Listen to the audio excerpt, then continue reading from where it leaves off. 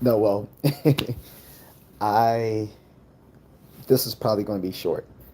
I want to go out and do a late night run now that it's fairly cool right now, and it's a nice, quiet neighborhood where I can run without worrying about getting hit at night by a car. Most of the time, I believe. But I do wear a reflective vest, and some of you have seen me in reflective vest before in my live streams and have joked about why is this guy wearing a reflective vest in his videos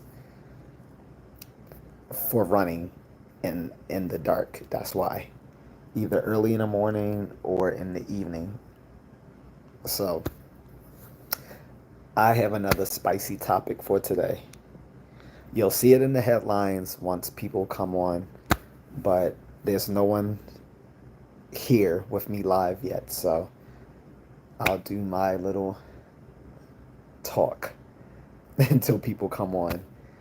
And like I said, it's gonna be spicy. This is gonna be a spicy meatball. Okay.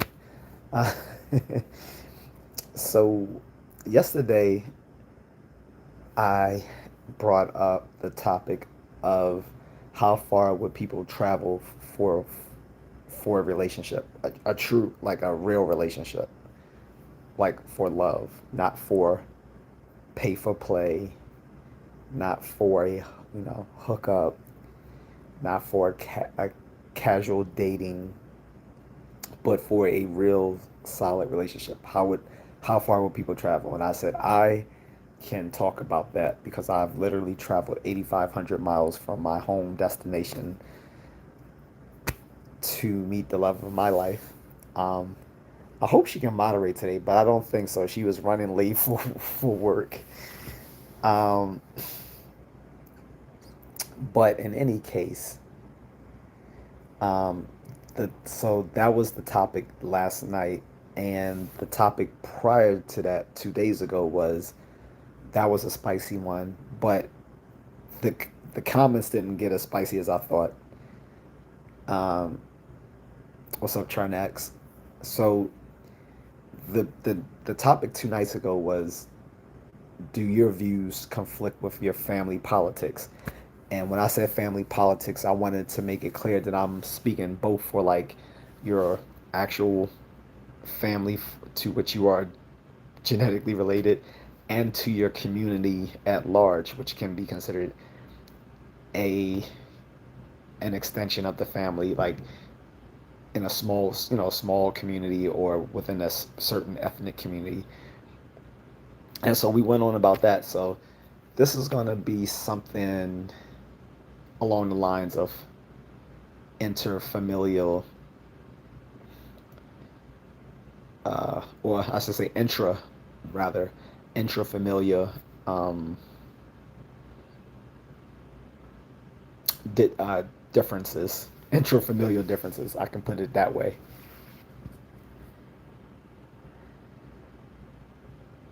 Thanks, nobody. He says, "Hello, everyone. Be sure to like the channel. Double tap the screen. It is free. Help the algorithm." I, I couldn't say it any better. Thank you.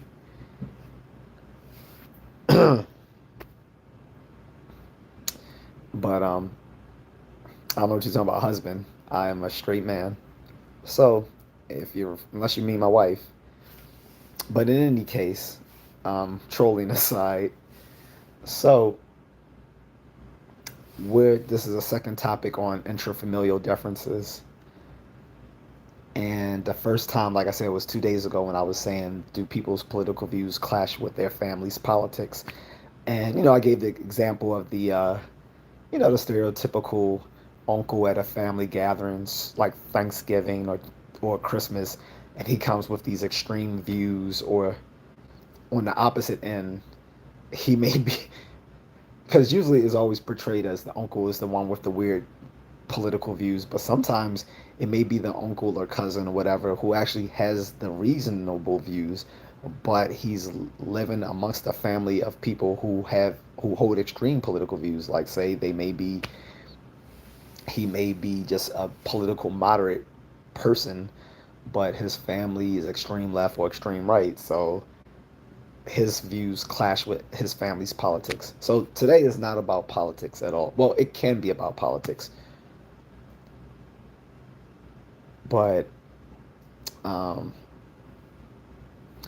this one is like I said, it's a little bit of a spicy meatball. This one is, you know, are you in conflict with your family, right? Is your family your biggest haters? That is the topic. Is your family, and I hope that's grammatical. If not, correct me. But is your family your biggest haters?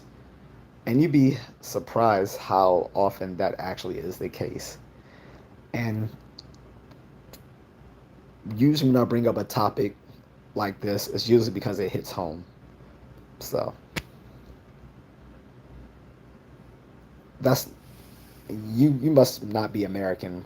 When I say are your family your biggest haters, doesn't mean that they hate you. That's not what hate. If you don't understand American terminology, you can just listen and learn. Your haters means that they may love you or whatever, but some of them secretly are gleeful when you don't do well.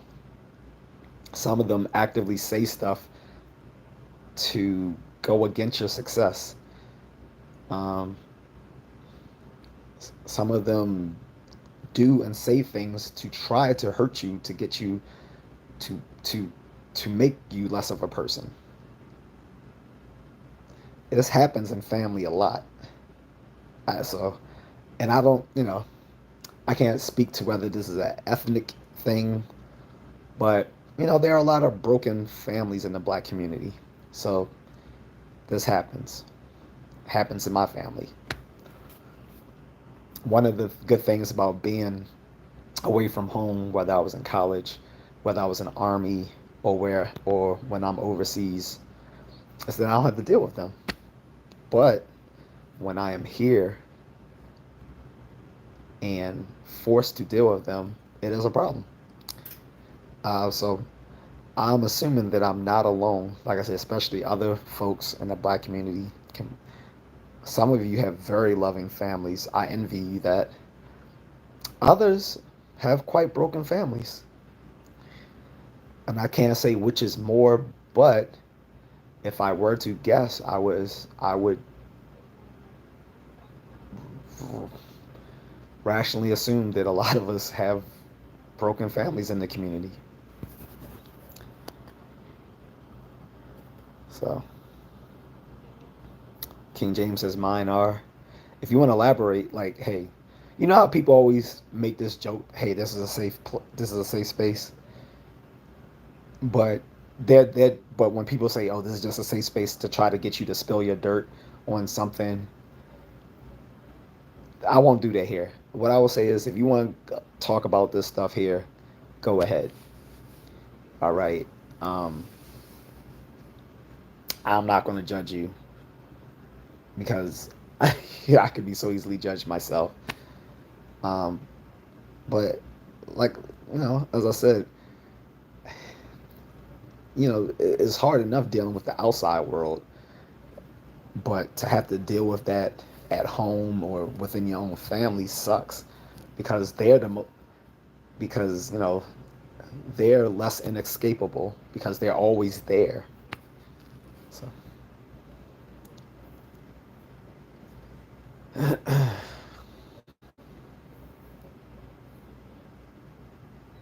English Imbecile says, LOL, I know what you mean. Don't patronize me. We invented the language that your nation bastardized on the daily. Well, here's the thing, English Infidel. You know, as of this month, the past July 4th, we don't give a fuck about you. Uh, last thing I remember, the US dollar is the standard of the world economy, not the British pound. Matter of fact, I think There's about a dozen different Independence Days around the world celebrating independence from you fuckos. And let's be even more frank. Most of you without the accent are stupid as fuck. Like, if you ever hear the typical Brit speak without an accent, if they spoke in an American accent, you would realize just how typically dumb they are. Like they're basically just glorified Bostonians. And if you know how stupid the average Bostonian is, there you go. Talking about we bastardize the language. Actually, no. You know, this standard American English is just one of the dialects of the British Isles, right? If you, too bad you don't know your own language, or you would know that American English was brought here from the British Isles. It's not a bastardization. Moreover, you guys, your nobles, changed the pronunciation of your language, the RP dialect, because you thought it sounded uglier than the Latin languages. So took you took Latin syntax and put it over Germanic language to try to make it sound better. Don't talk language with someone who was a linguistics major. Go eat some beans over some stale ass toast. Anyway, Miss Needle says evading conflict rarely solves it. Absolutely. Miss Needle says forgiveness, man. That's what you need. You can forgive something, but you shouldn't forget it. And forgiveness is not always a good idea because people who are manipulative will take advantage of it. You have family members, especially who come from the baby boomer generation, who are manipulative and narcissistic. And pretty much, I will pretty much go out on a limb and saying most of these broken families come out of the generation of baby boomers and Generation X.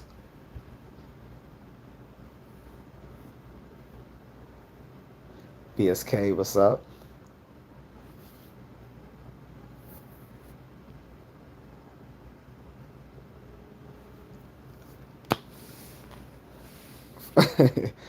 Now, the nerve of a British man trying to tell me how to speak English when he's using American English in his messages.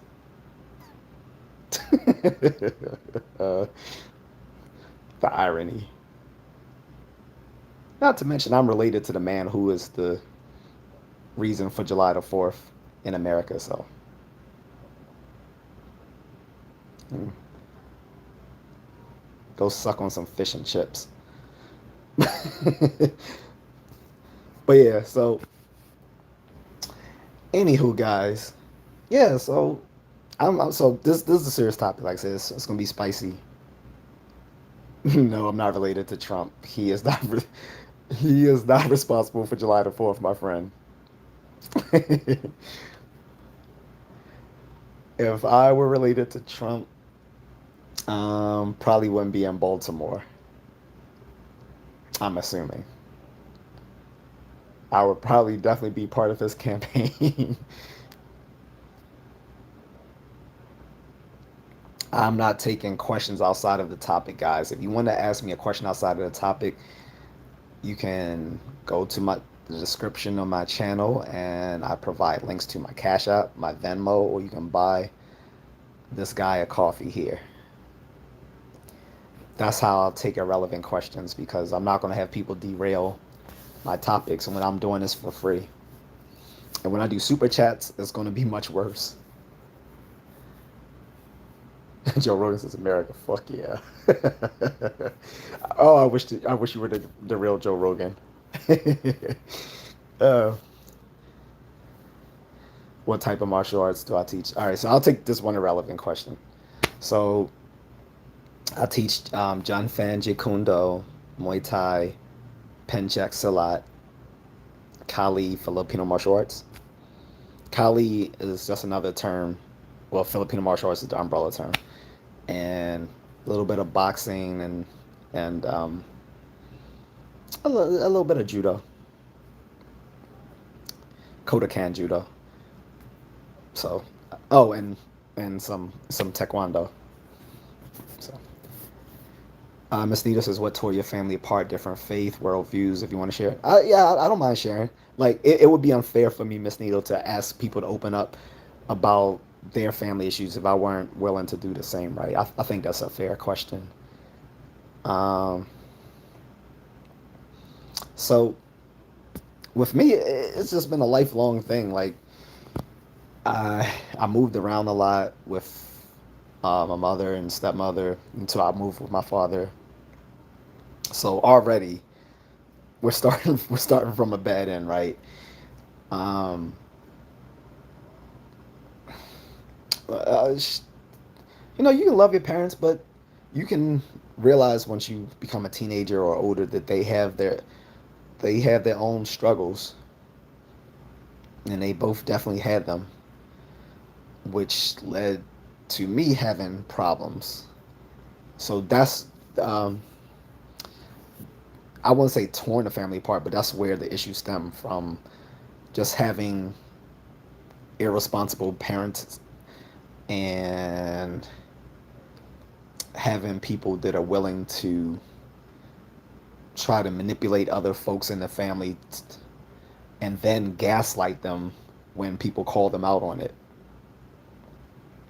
That's so that's where all this stems from, at least with my family. So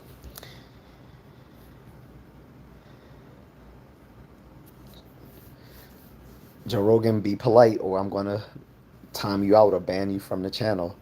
I don't lie about. You obviously haven't been to my channel before, because, like I said, there's two things I will never lie about on this channel. I was like, I may get sponsorships where I promote certain products and services that I may or may not use, um, or I might, talk about things which may not be necessarily something that I care about. But there are two things that I will not lie about. That is martial arts and um, academic things. I don't lie about martial arts. You can go and you can come off of this live stream, go into my library of videos, and see that I've done martial arts. If you choose not to believe that, I really don't care. You're not until you drop a Cash App or anything like that. I really don't care about what you think about me. Fuck your feelings. I'm Gen X. I don't give a fuck what you think. You're probably just some millennial Gen Z fuck anyway, using the name of a better man. So fuck you. Fuck what you think. So anyway, John D says, "Oh wow, very impressive. Sorry for asking off topic. Sent the question after." Said, no, no, no, no. You're good. Like, if you're asking something that I have within my description on my channel, I don't mind answering that. But yeah, but the actual topic today is, um, you know, do some of you have family that are your biggest haters? So, but if anyone has a question that relates to like anything that's in the description of my channel, I don't mind answering that. I think that's fair game.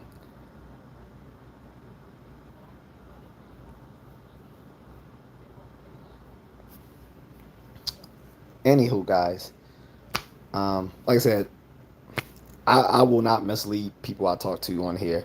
I know that there are many content creators who put on personas and make up stuff. I I have no grandiose intentions of such. I'm not gonna lie about what I do. Like I said, I do.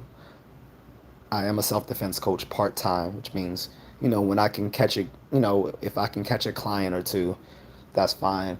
Actually, most of the time that I have taught folks, it has been for free. But I agree with the Joker that says, "Hey, if you're good at something, never do it for free." But however, I have done a lot of freebies when it comes to self defense coaching, whether with family or friends, you know. But yeah, so guys, I'm curious what you guys think. Like, Do you have family that's hated on you, that's mocked your success? It's so many. This can go in so many different lanes, right? Like, I've given examples, guys. So, wanting to go to college and actually having family tell me you're not college material.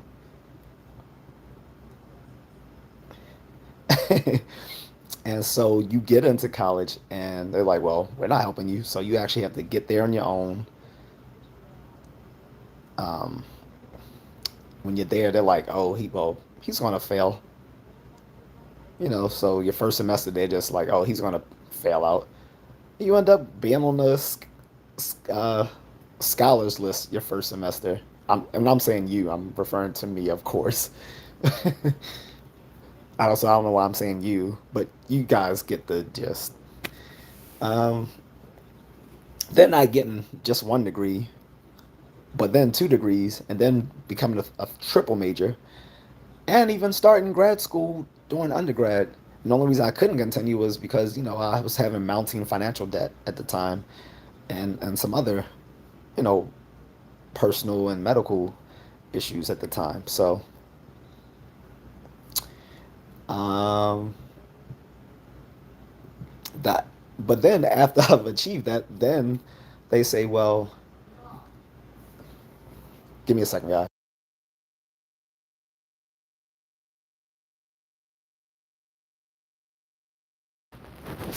Hold on, guys. I will be right back.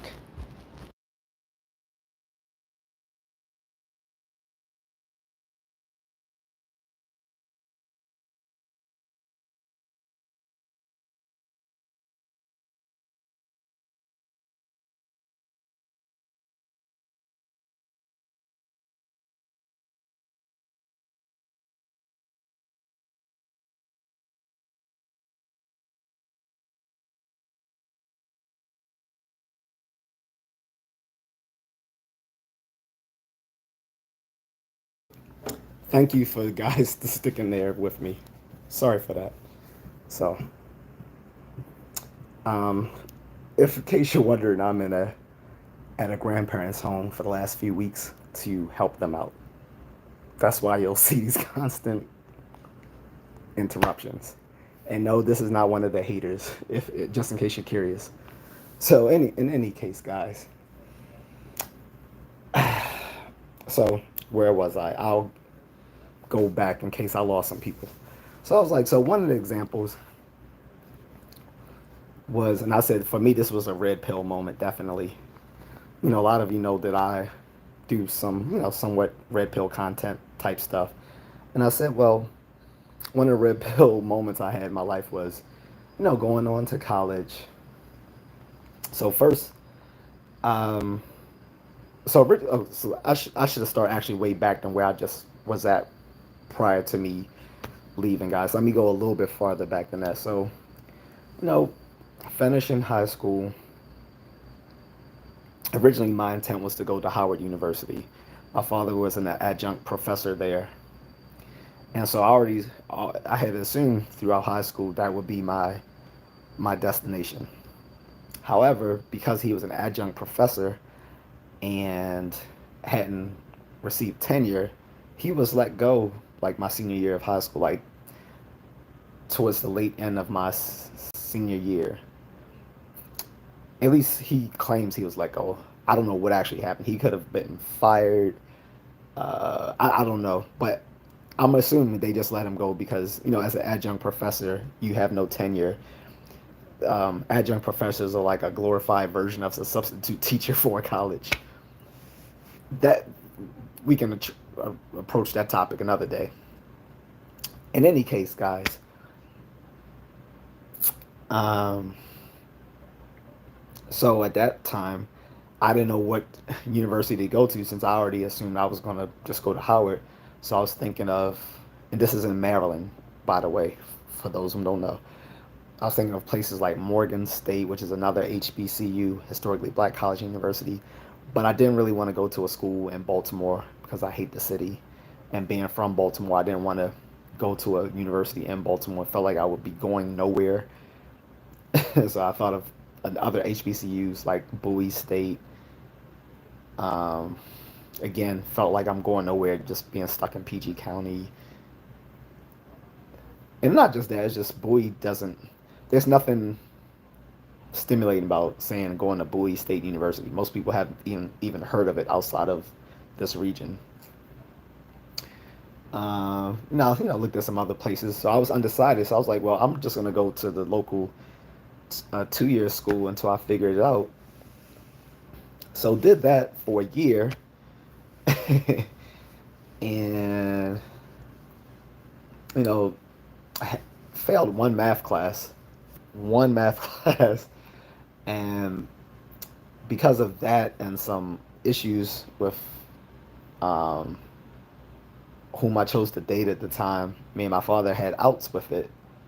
Well, that's fine. So I moved back um, to the Baltimore area, did school on my own there, paid for it myself. Whereas he was paying for the school in Montgomery College. I mean Montgomery County, which is Montgomery College. That's cool, whatever. Then decided to come back um, and sign up for the military. Originally the Air Force, but then I switched over to the Army. And that was partially because he said he wasn't going to help me with school anymore. I'm like, well, the only reason I came back was because you told me you were going to help me with school. He was like, no, I'm not helping you. I'm like, there was no point in me moving back there then. So I was like, okay, this sucks. But then, I go to the Army, come out of training at my permanent duty station, which is in Fort Detrick, Maryland. It's in Frederick, which is like Western Maryland. And, I'm ready to go back to college or whatever, and receive a lot of this hate from both parents. Oh, you're not Joe College anymore. You're not. It's not like you're 18 or 19. All this like just outright hatred for me going back to school. And then what what made it worse was not that they weren't going to support me going to school, but then my father was telling the rest of the family lies, saying, "Well, oh, he failed out of community college, so he can't go. That's why I'm not going to help him." I'm like, that's a bold-faced lie. I'm like, how am I going to one of the top 50 research universities in the country if I failed out of community college? I was like, why would someone? That's the only people who would believe that are people who never went to college themselves, because that's just stupid. So he's willing to lie on his own son, and it's definitely not the first time. I can't even tell you all the times because some of these things are borderline. The legality is questionable, but it was that, and then like I said, I had to find my own way to my university. Ended up doing that on my own, finishing, despite them saying I would drop out or fail or whatever. And then come home after I finished, and they're like, "Well, you need to help your sister go to school." Mind you, she just dropped out of high school, and they're like, "Well, you need to convince her to go back, and then she needs to go to college so we can pay for it." I'm like, "What? Excuse me? You wouldn't help me. You you pretty much forbade me even to go, and then told everyone I would fail in the process. And now that I didn't do that, now you're telling me I need to convince someone else who can't even finish high school that they need to go to college so that you can pay for it, and I need to convince them to go." Okay, sure. I was actually I actually went along with it. I was like, fine, I'll talk to her. Went ahead and talked to her. And guys, I don't know why I don't see the comments. So I know there's probably like a bubble of comments below the last comment I saw, which was Joe Rogan's. Sorry, I can't see them. So if you're saying, why isn't he responding? Why isn't he responding? I literally cannot see anything after the Joe Rogan comment. And I don't know what happened. That sometimes happens. But I'm going to finish my spiel, and then I'm going to be done if I can't catch these comments. Because it's not fair to you that I can't address your comments. Assuming there are many, because I've seen the numbers in the stream. It's jumped. It's went down from like it was all the way up to like 42 at one point, down to 11, I see currently 16. So I know there's comments like coming through the chat room, but I just can't see the comments. I apologize for that. Um, my wife is not available to moderate, or she would probably just let me know what the comments were. In any case, once this is uploaded, I'll check them later. But yeah, so I'm gonna just keep going. And again, apologies for everyone who's leaving me comments and questions and I can't see them. The last comment I can see is Joe Rogan saying, "I love you, brother." That's the very last comment I saw. So again, I apologize.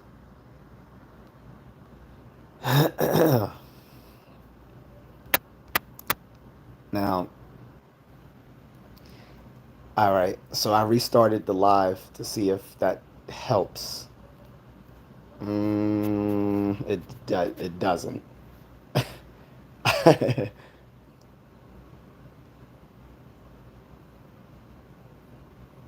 um, yeah. So I tried to restart the live without actually like canceling it. I restarted the connection actually to try to see the comments, and it just completely wiped them out. Wait, okay, hold up, guys. Um, I actually see them now.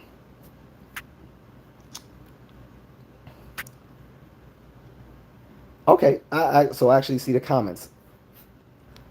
I apologize for that. I'm gonna go back to where I was speaking, and then I'm gonna address all the comments that came down the pipeline, and I couldn't see them. I apologize.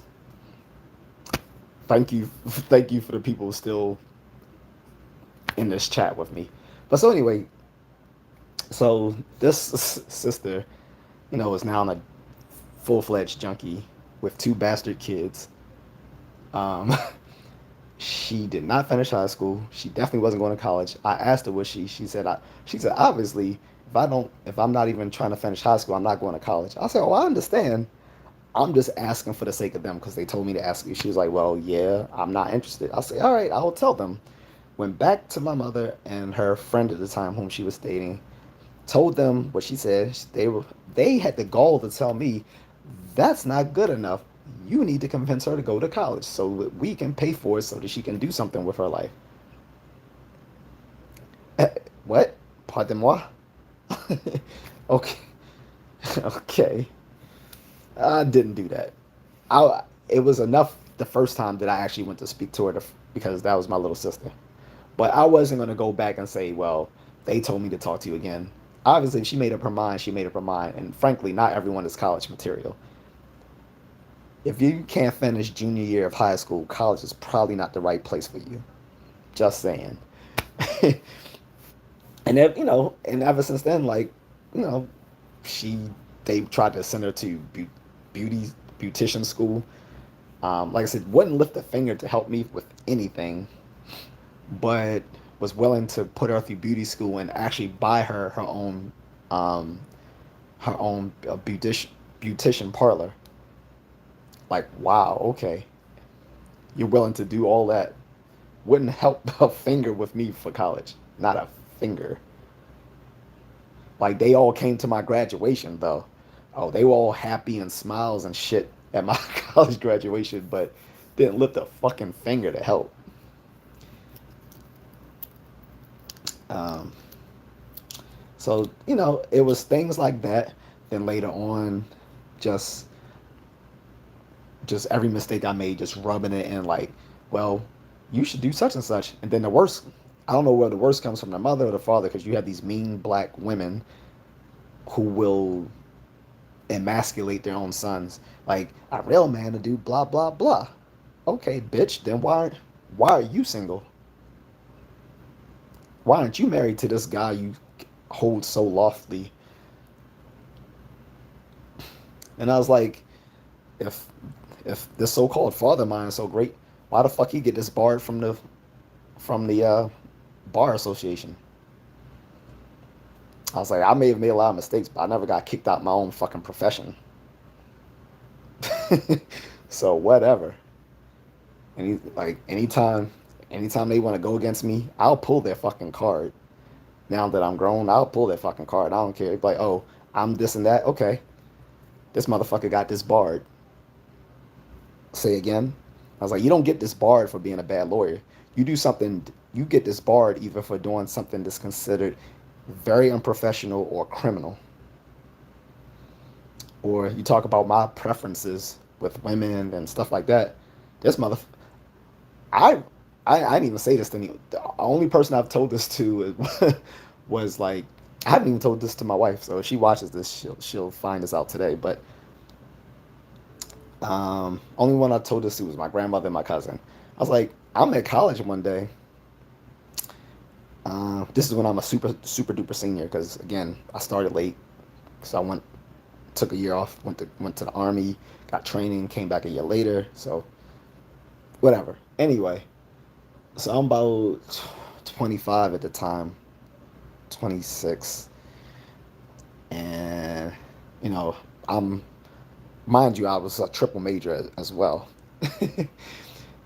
I'm just going to the campus shopping center, and whom do I see speaking to some little, at best, at best 21-year-old white woman, pops, who sees me and is like, oh, hey, gives me a quick $100 and shoos me away.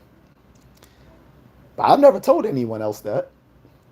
Matter of fact, all of you people in the chat right now are the only ones who know this shit too. But then when I question me on my choices, and again, he got disbarred, so save me save me all this shit you be saying about, well, if you so smart, why aren't you rich? Nigga, why aren't you rich? Why did you get disbarred?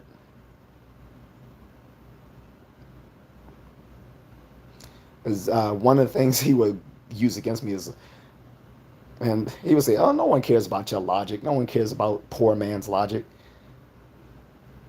I was like, being a lawyer, that should be something you care about. Like, logic, being being a lawyer is all about reasoning.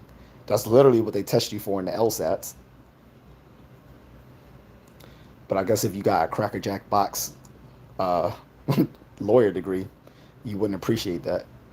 So anyway, before I go too far down the rabbit hole, I'm gonna get into these comments now that I can see them. I had to press some buttons and was able to trigger them. So let's see everything that came out of this large rant.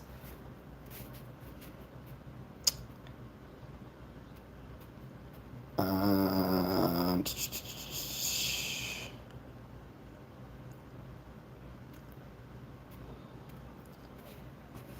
well, Joe Rogan, like I said, I literally said, I'm not being funny. You said show us some moves. I literally have videos showing some of my moves.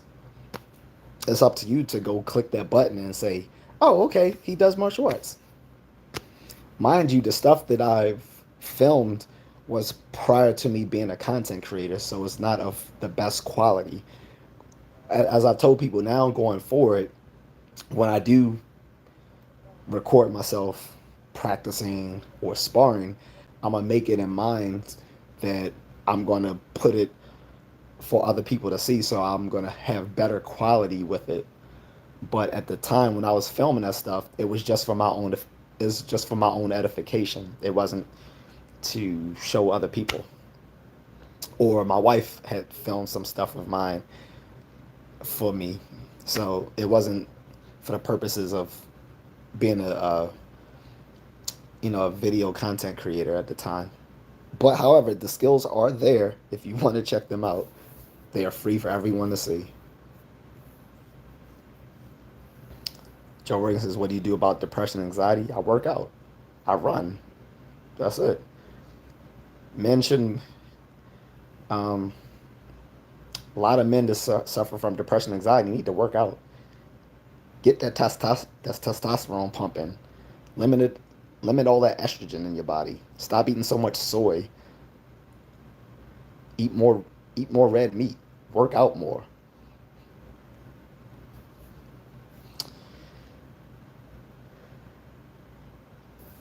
Brian says, just seeing you, bro, and you are cool. Ignore the haters. Thanks, Brian.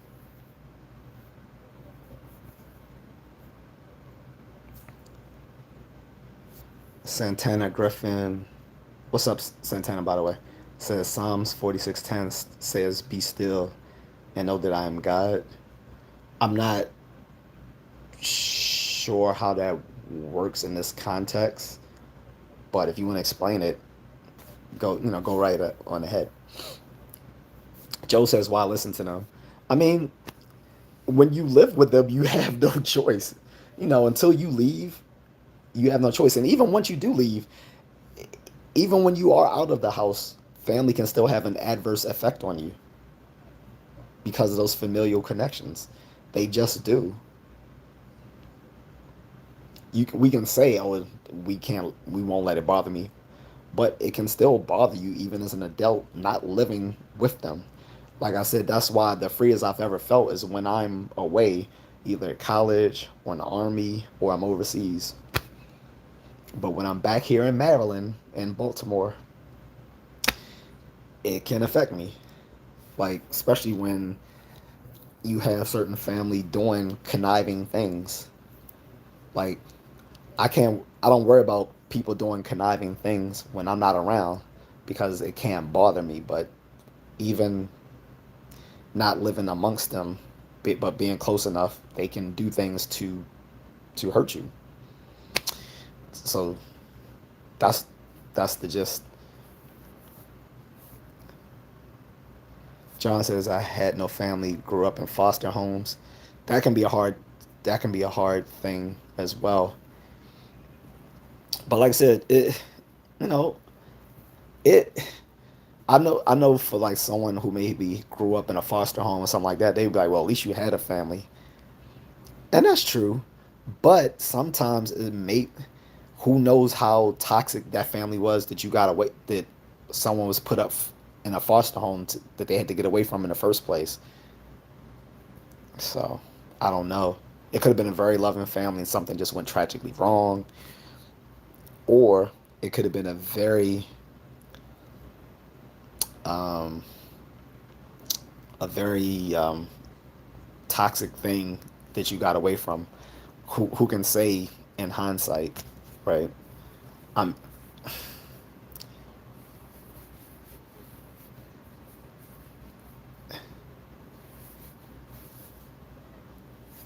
Felicia Corbin says I'm losing my family. They want to do drugs and lie. I feel that, like especially Felicia, like I said, having a family member who's a drug addict and no one wants to say anything because the person protecting them, everyone's afraid of. So this other person is slowly going into oblivion. You can't do anything because the one person who should be doing something about it is basically covering for that person's problems and will take it as a personal attack if anyone else says anything about this person's substance abuse problems. Like I said, I think a lot of black families are broken, and I'm just going to be completely blunt about that.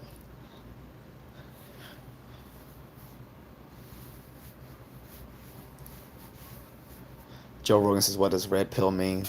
So, this stems back from the Matrix, the red pill, the blue pill. There's also the so-called black pill. Blue pill, red pill. Red pill means like you accept the hard truth. You you you swallow a red pill. You wake up in the real world, as ugly as it is, but at least you know the truth. The blue pill is you go back into the fantasy land, and you live a life of ignorance, but you're happy. Okay.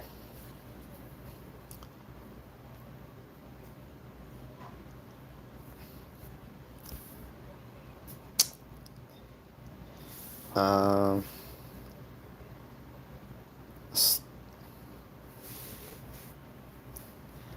I didn't see who Trump's VP is. I saw the name, but I didn't know who it was. So I'll check that out. Joe Rogan says, "Love Baltimore shit is like The Wire." No, it is The Wire. That's where they filmed The Wire in Baltimore. It was also based on an earlier show called The Corner and another one called Homicide.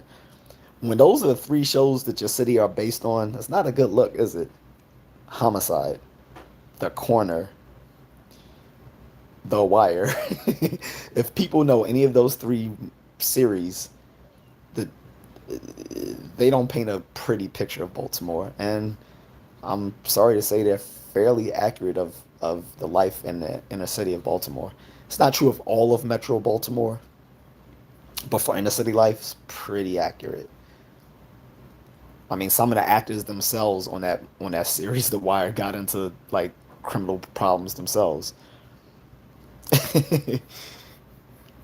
Except for like uh, Michael B. Jordan and uh, uh, Idris um, Idris what's his name? But yeah, those two went on to be rising stars. But a lot of those folks on that show, I mean, well, the guys who were like local actors, a lot of them didn't do too well. But those two weren't actually from Baltimore. Idris Elba was from the you know the UK and had to like put on sort of like a change his accent to sound more like a person from the Mid Atlantic, or because he didn't really sound like someone from Baltimore, but he sounded like someone from the Mid Atlantic. And then Michael B. Jordan, who's from New York originally, I think so, or New Jersey. And BSK says Fox game, adios.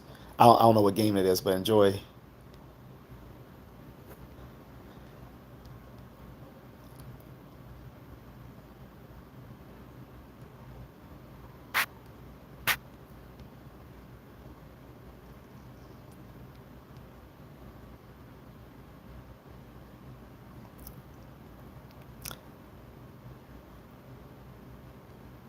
I'm not going to address any of these political topics because I've addressed them in other streams, and like I said, it's not part of the topic. Topic is how many of you are dealing with family who are your biggest haters, or family that's caused like family that's been more of a problem in your life than people outside of family, and that's just terrible.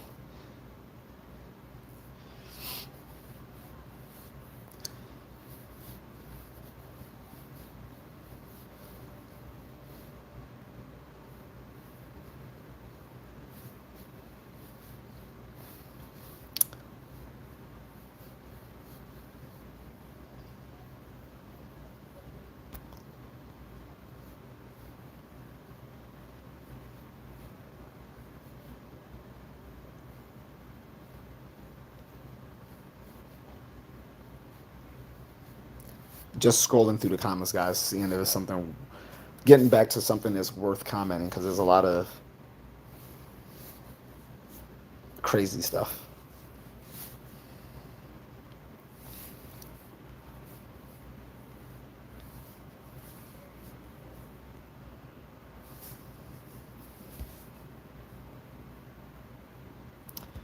Someone asked me why am I telling this to the internet. Mind you, the stuff that I'm saying, I'm highly screening what I'm saying. So I know what I am saying, but also know that I'm withholding a lot of details from what I am saying. I know how to talk, talk about sensitive topics without revealing too much that can hurt people inadvertently or get people in legal entanglements and so forth. I know what I'm doing, Joe Mastis. Mind yours. And I'm airing family stuff because people, this is why.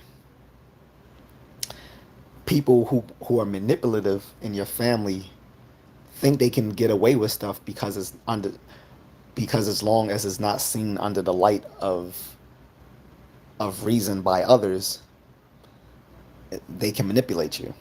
You're not familiar with that, are you? You're not. You should study the dark triad of personalities, which covers people who are psychotic, psychopathic, narcissistic, stuff like that. You know, it's not it's not bad enough that people will manipulate and try to, hurt you. Then they'll gaslight you for bringing it up. If you don't understand that, then I'm sorry for you. However, when you air out certain dirty laundry, it becomes cleaner, doesn't it?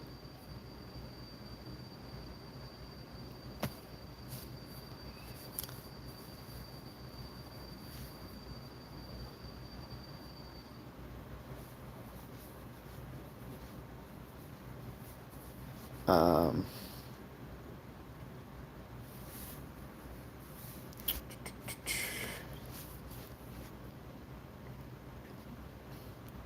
what's up, Custody?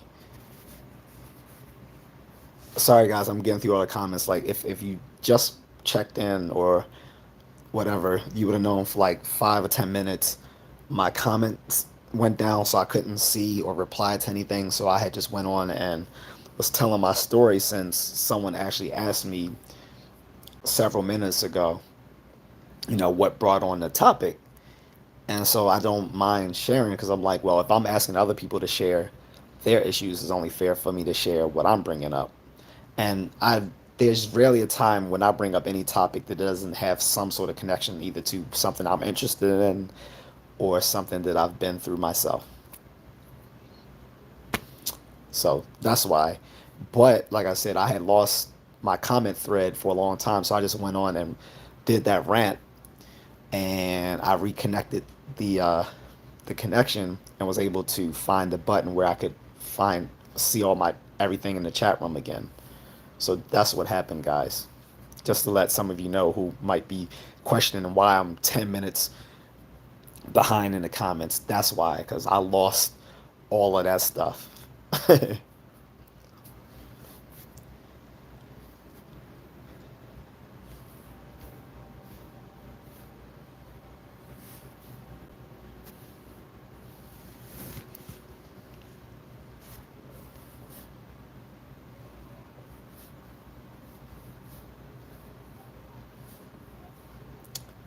um, it's funny, people are telling me that I did see the comments the whole time. I literally didn't see them. You have to be a pretty dumb fuck to tell me what I did or didn't see when I'm literally staring at the screen, didn't see anything. It's a vertical live stream, so vertical live streams aren't the same as the regular live streams. If you don't understand that, that's not really my problem. You're the low IQ person trying to tell me. I mean, especially when you're using someone else's name as your own YouTube handle.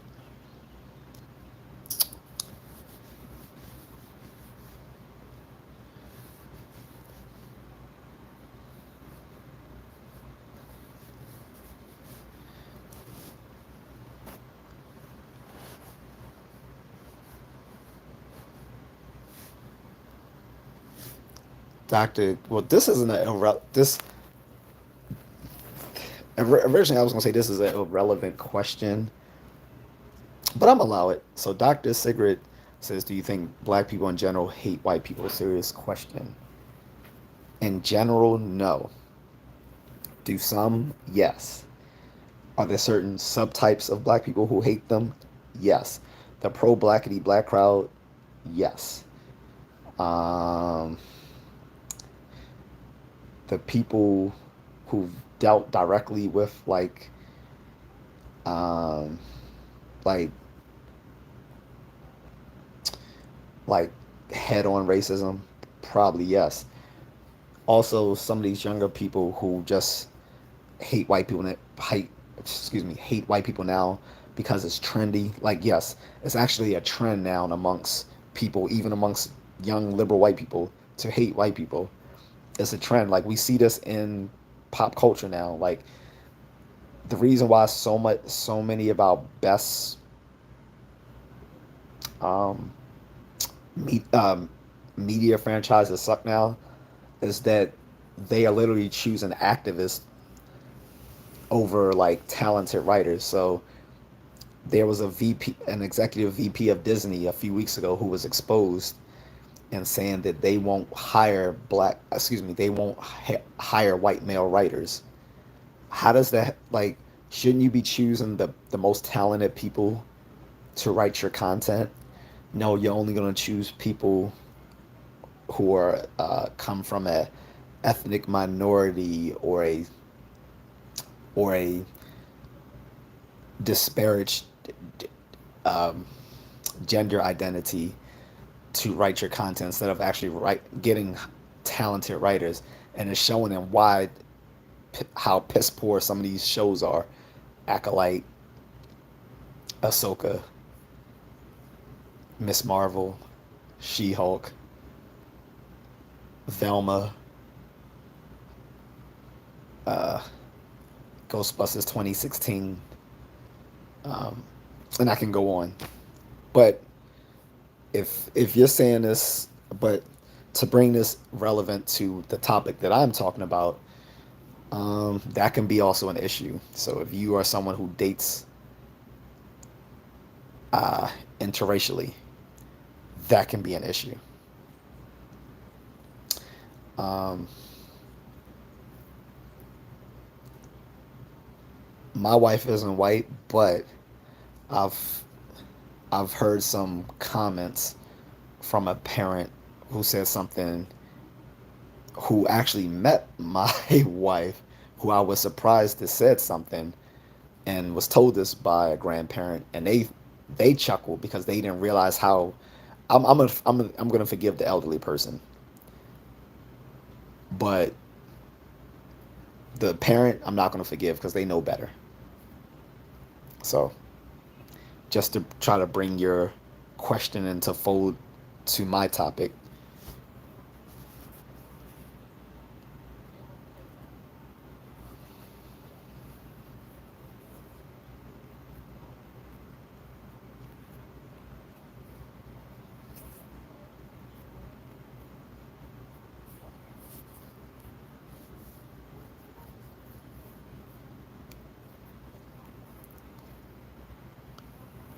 Twirl says, I have no idea who you are, but you look like a wise black man. Thank you. Um, I don't know if I wouldn't think that I'm wise, but I've always been questioning of my own level of intelligence and rationality. I think it's actually healthy to question your intelligence and rationality sometimes, because it seems fools are all too certain of their own. But I appreciate it.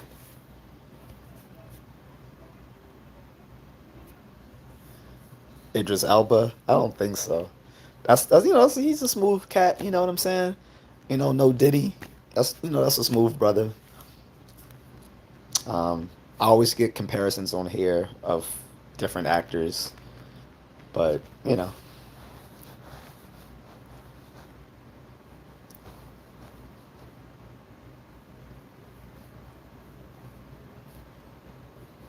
what's that on my wall? It is an army plaque of a grandfather. It is a military plaque, guys. Yes, it's an army plaque from the Korean War.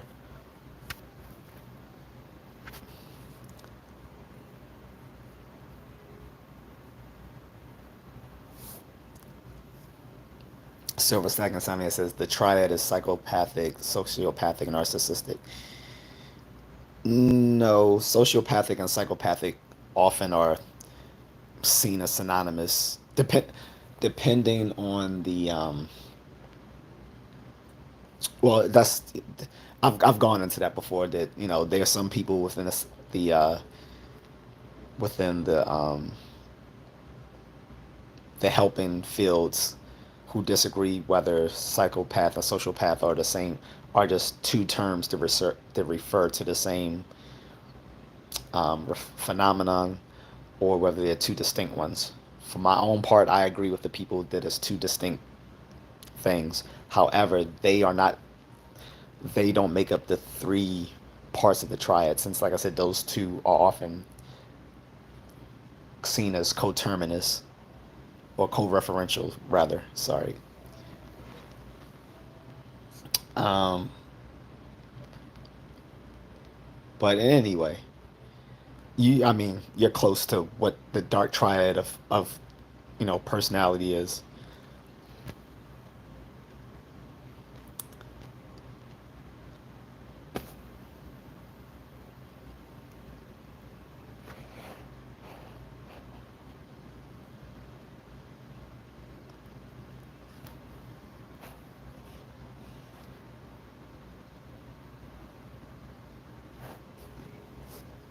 Okay, this YouTube handle is funny.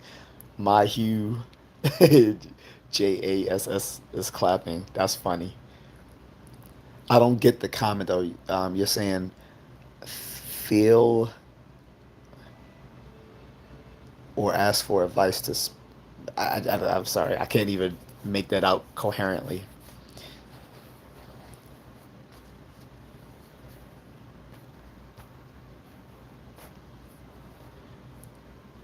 Um, Mahiu, that's not the real Joe Rogan.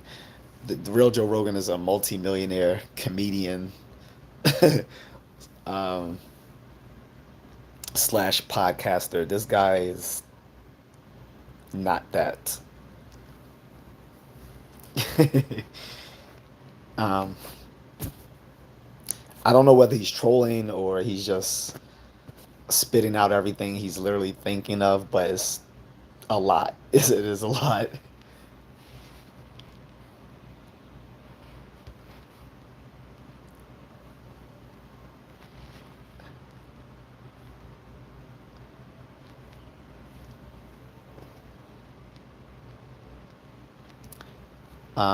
And it's I don't give relationship or therapy advice.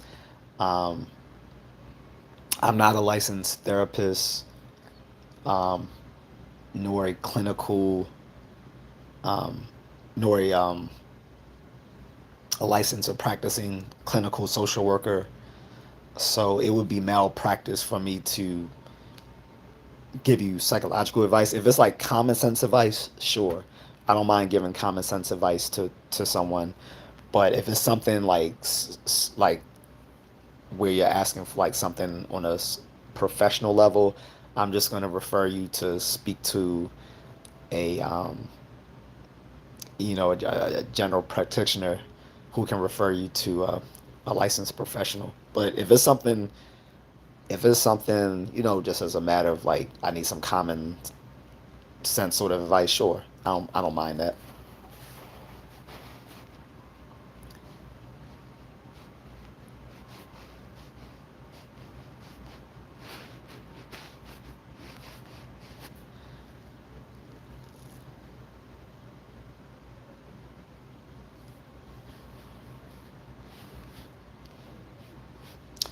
CJ Johnson, that's funny that you brought up the Gladiator 2 trailer. I literally watched that right before I started streaming, literally. And I'm like, okay, we got Denzel and ancient Rome. Okay. I'm hoping he goes gangster in this movie. Like I'm already kind of intrigued that they got like I don't even know what character he's playing, but I'm like, yo, I'm kind of with this. By the way, did you guys know in the first Gladiator those were loosely based on actual historical characters? Some of you probably know because I know there's a lot of folks out there who are like Roman history nerds, and I'm not a Roman history nerd, but there was a book that I was reading, and it was mentioning these characters like Claudius and all these other folks, and I'm like, wait, hold up, all those characters in Gladiator were real? I was like, I didn't know that, but I wasn't reading a book about Gladiator or about those characters. It was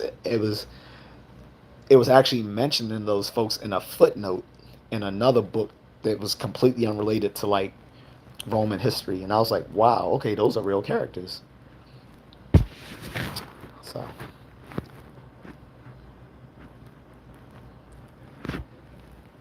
you said if you're a Gladiator fan, don't watch it. Oh, so you don't recommend it. Like I said, the trailer was intriguing, but to be honest, I'm not going to the theater to see it. I went to the theaters to see Gladiator, and everyone in the theater liked it. Like as soon as the beginning, the first scene when they were fighting the Germanic tribes, and it was like as soon as they they open up, give them hell.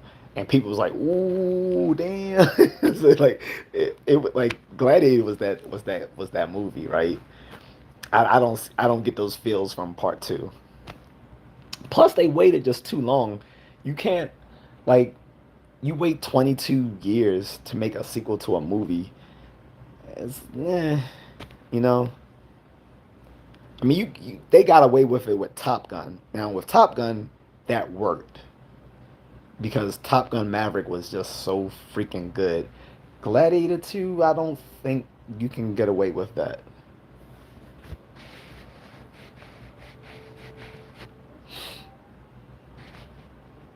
All right, so let me get to Ennis issue, guys. And Ennis, if you do appreciate the advice, do me a favor after you leave the live stream, give me a cash app. All right. So here we go. And it says, met a fine 29-year-old chick in the gym, and she is a vibe for real. Been working out with her um, as well. And she gave me the IG and her IG photos. I saw she had 8 kids from multiple dudes. What do I do? Come on, bro. Come on, bro. So if you want advice, I'm gonna treat you like I'm talking to like one of my homies or one of my nephews or something or whatever. All right. When I was around your age, I had a 0 kid tolerance. Still do. Right.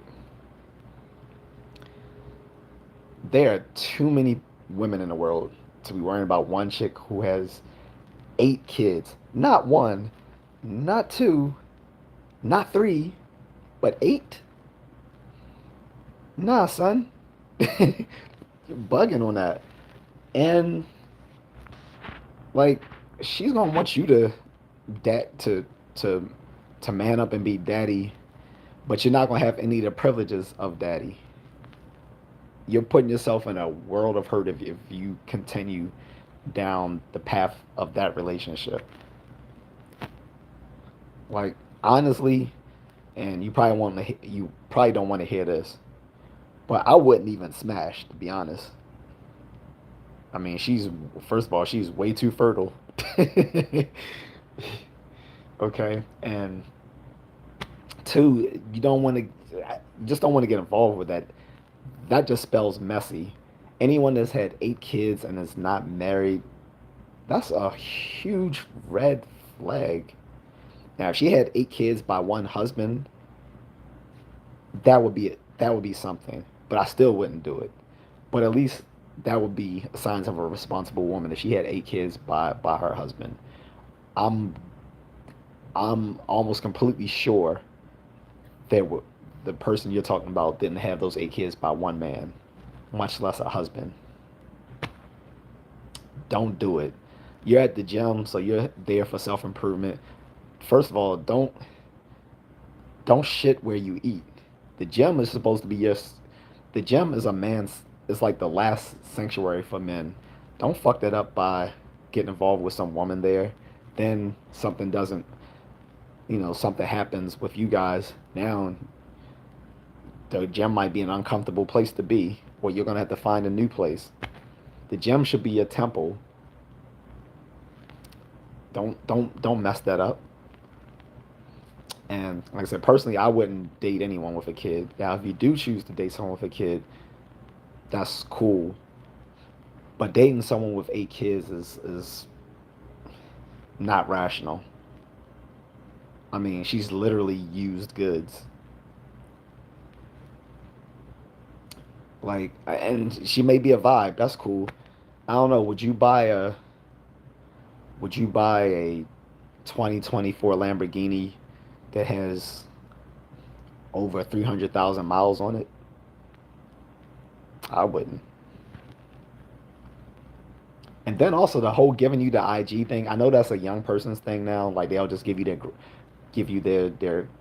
IG instead of the phone number. I still don't like that. If you're genuinely interested, you give me your phone number. I don't want your fucking Instagram. I don't want to see what you post. I want to be able to connect to you and only you, not to something that everyone can see. So that's the other red flag, that she gave you her Instagram instead of just giving you her number so you guys can text. Because I know most people don't call each other anymore, but you can at least text back and forth. Instagram, nah. Those are 2 red flags. On top of the fact that you're contaminating the place where you should be at most peace at, which is the gym. I'm gonna say let that go immediately. And it's not fair to the children. Like when these mothers get involved with other men outside of the biological fathers, if it messes with the kids. Like these women are irresponsible. They don't want to be held accountable for their behavior. Having 8 kids and not you know with multiple men and never been married is completely out of pocket and only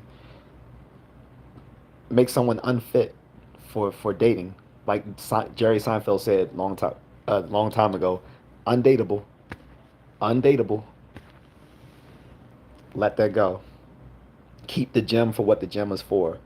Getting that, getting swole. You know, that's what the gym should be for. Getting swole. Don't contaminate the very place that's supposed to be the sanctuary for men, the last sanctuary for men, the gym, by messing up talking to some woman who has more bodies on her than a Delta Force operative. That's my advice.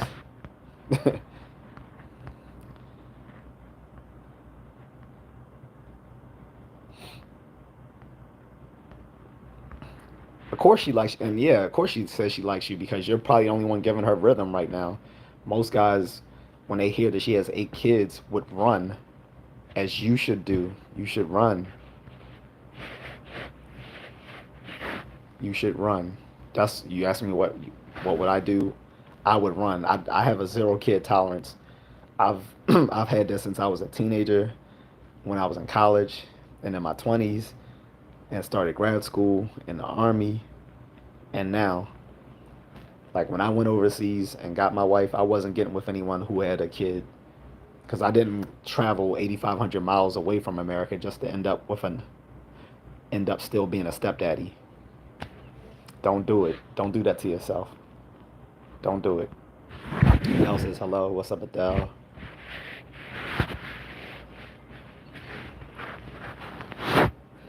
Dion Wilson says, "What about Jesus, bro?" I'm not sure what you're talking about.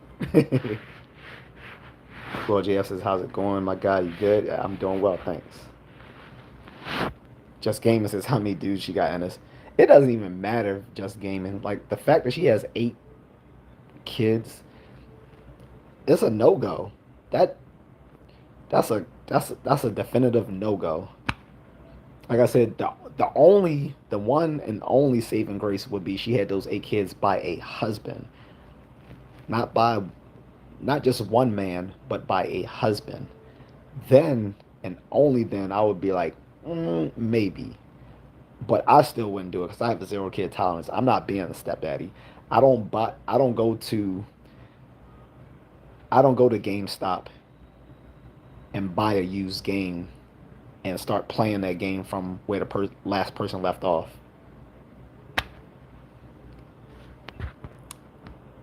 Adele says, "Do you like philosophers?" Oh, this is the first time you've been on my channel, Adele. I absolutely do love philosophers and philosophy. Go check out a lot.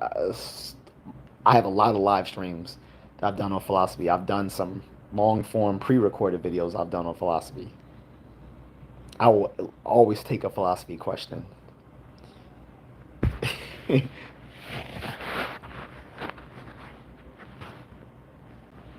And this is like 3 or 4 men, bro.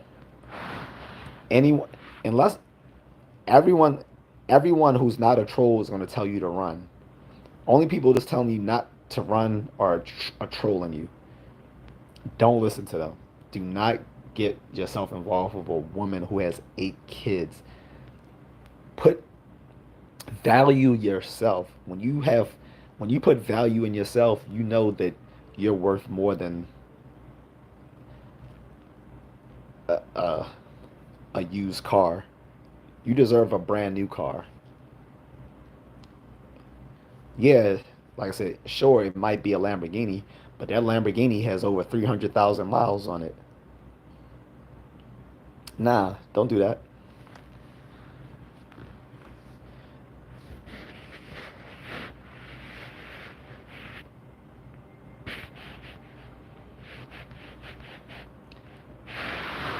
And you've seen her hugged up on some guys on IG.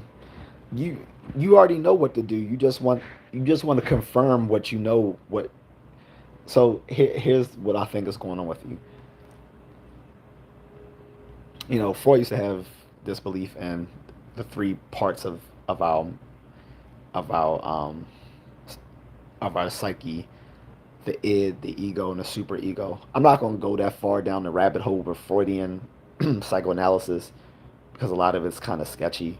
However, I will say this: there's a part of you on some level that knows well and good that that is a bad choice to make, dating this woman, getting involved with this woman.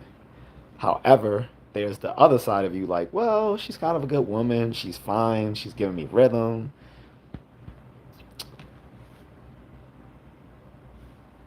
So you're fighting your better reason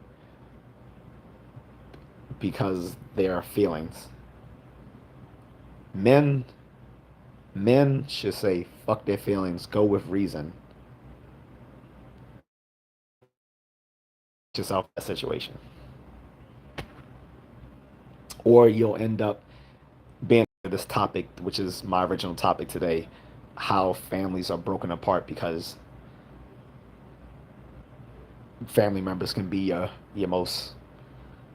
biggest enemies in your personal lives. You don't want to contribute to that, to another situation like that. Don't do it. Just don't do it. And like Miss Needle pointed out of all these baby fathers, how many of these dudes are probably like some thugs, some near do wells? Because like how many guys? So okay, or she had kids with this other guy, but I'm gonna make it happen with her.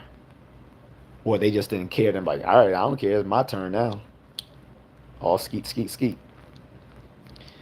She's not making good choices. And the men who are willing to make those bad choices with her are probably people you don't want to be around. Did you not see that video that went viral last week about the guy who got into it with another guy because he took that man's father, I mean he took that man's son to the barber shop? You don't want to be getting involved with stuff like that. That was just one child. You're talking about eight. Don't do it. CJ Johnson it says training day 2, we enrolled. So I'm guessing Denzel plays like a sketchy character in that movie, right? I don't know. To be honest, just seeing Denzel, it intrigued me. I'm not going to the theaters whatsoever. Movies are so bad nowadays. It's hardly worth spending like $30 to go see them.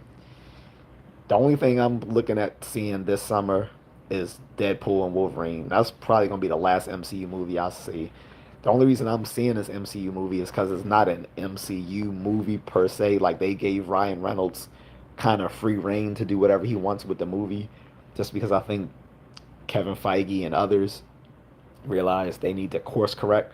But I don't expect movies after Deadpool and Wolverine to going forward to be good either. I think this is going to be just one of those random good movies in an oasis of mediocrity, just like Spider-Man, um, um, the last Spider-Man movie was like an oasis of just bad movies. Guardians of the Galaxy 3 was okay, but I expect Deadpool and Wolverine to be the last good MCU movie, and that's the only thing I'm going to see this summer. And the only movie I would have gone to see since 2022, because I didn't go see anything back in 2023. I don't think so. 2022 was the last time I went to the theaters. I'll be going this time, and I don't predict I'll be going to see any other superhero movies anytime soon, unless DC makes something good.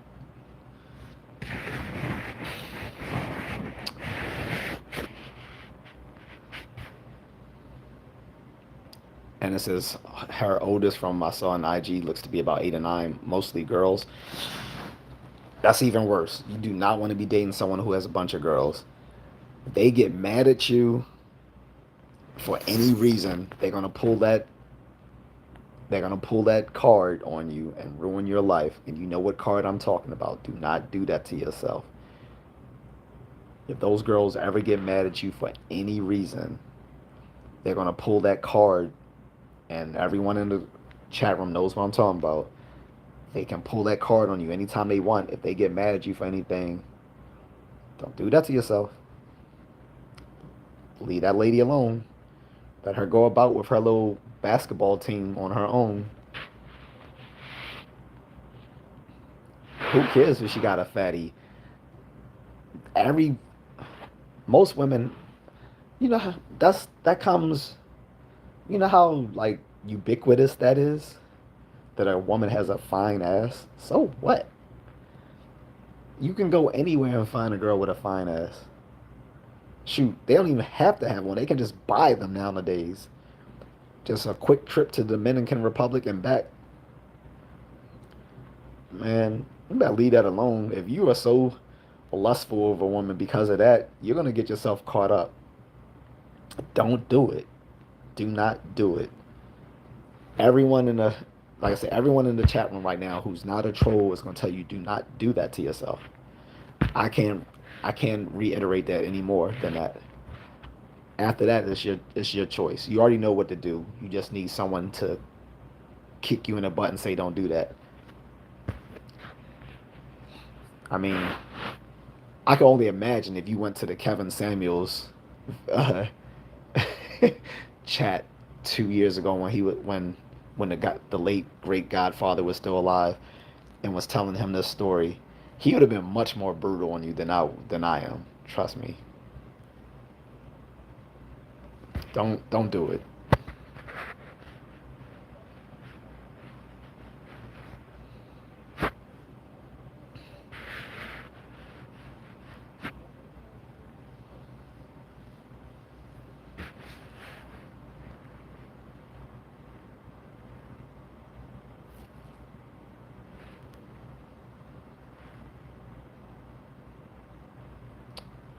And I'm called Eddie Griffin. Okay.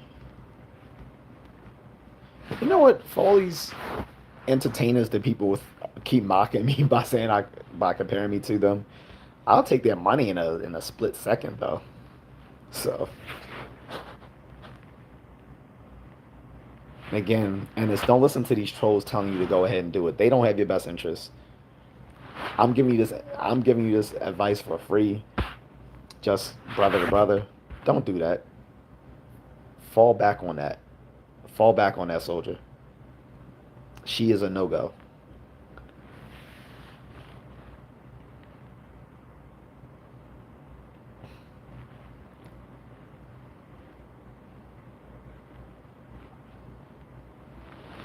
And it says, yeah, you're right, bro. I shouldn't shit where I eat. I was just being friendly with the chick. Now this girl keeps pushing up on me every time I'm in the gym. Dude, I literally ignore chicks when I'm in the gym. Like the most I'll just give a head nod. Like I'll do that. I don't speak to them. Like nah. And I granted, yes, I'm married, but even if I were single, I'm not dealing with chicks in the gym. I'm there to get swole and take off some tension from stuff I'm dealing with at home or at work, whatever. I'm not trying to deal with people with these women. Like the gym, they they should just create a female gym, or they should bifurcate the gym into a men's and female section. Like let guys just get their workout on without being interrupted by women walking around thirst trapping in the gym. And then these will be the same women saying, "Why are you looking at their bodies?" and yada yada yada, when they're literally wearing like pants that accentuate their ass with those little pads on the ass cheeks. I don't know what they call those sort of pants, but some of y'all know what I'm talking about.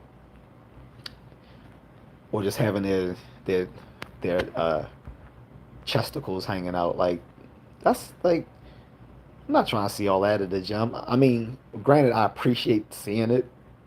I'm a dude, but I don't need all the issues of why looking. But yeah, no,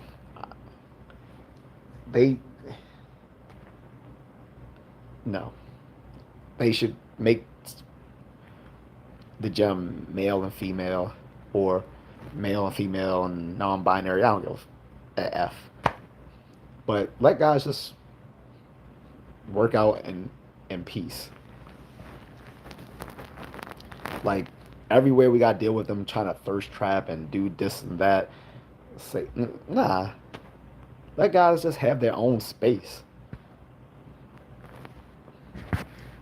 Like even when I go to like Muay Thai or MMA, dude, I do not want to be partnered up with a female. I did not come there for that.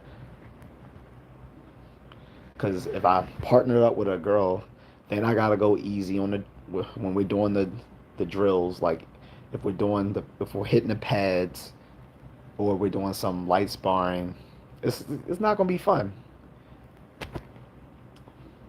It's like sparring a kid,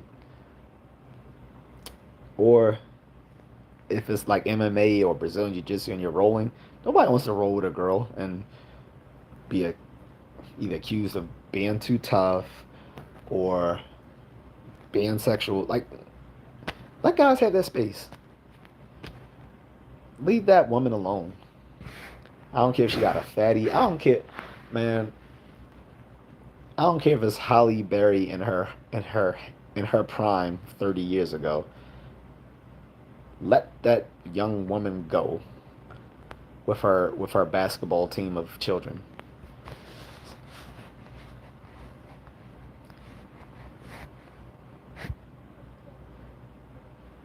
And it says if I can describe what she looks exactly like that jazz singer Sade, but with a fatty.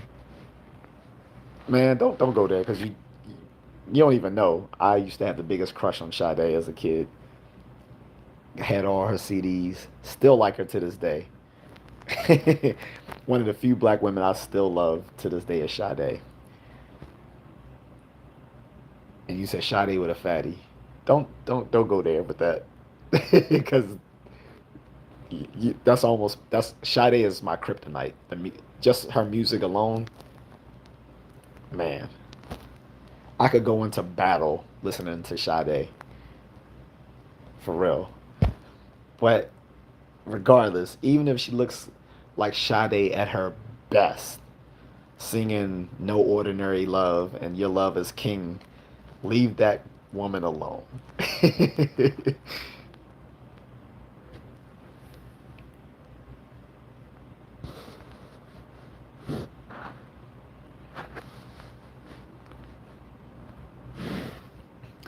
Unwind Time says opinions on a woman who's decided to be celibate, wait till marriage in their mid 20s with no kids. Are you asking me, Unwind Time?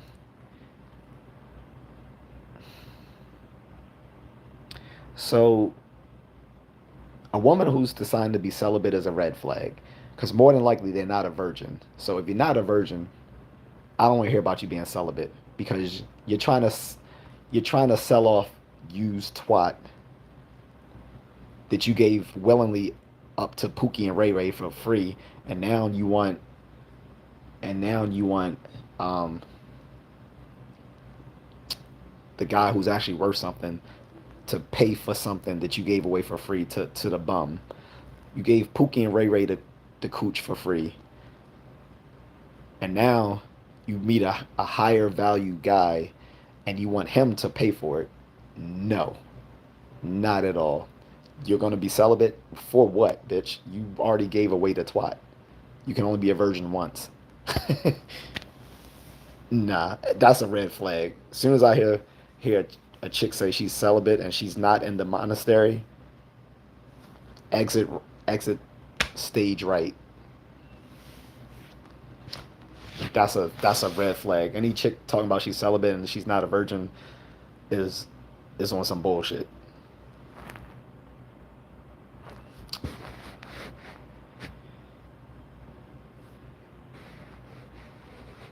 And I'm not answering any disingenuous questions from trolls.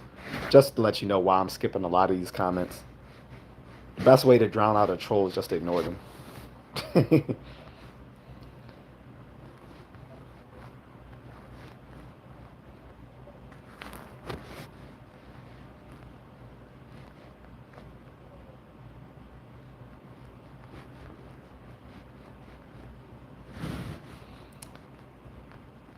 Dude, if my wife was watching English Infidel, I didn't say anything that would offend her.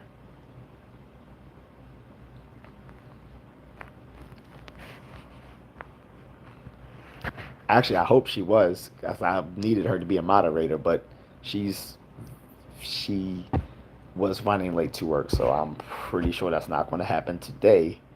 She only moderates for me um, when she's working from home.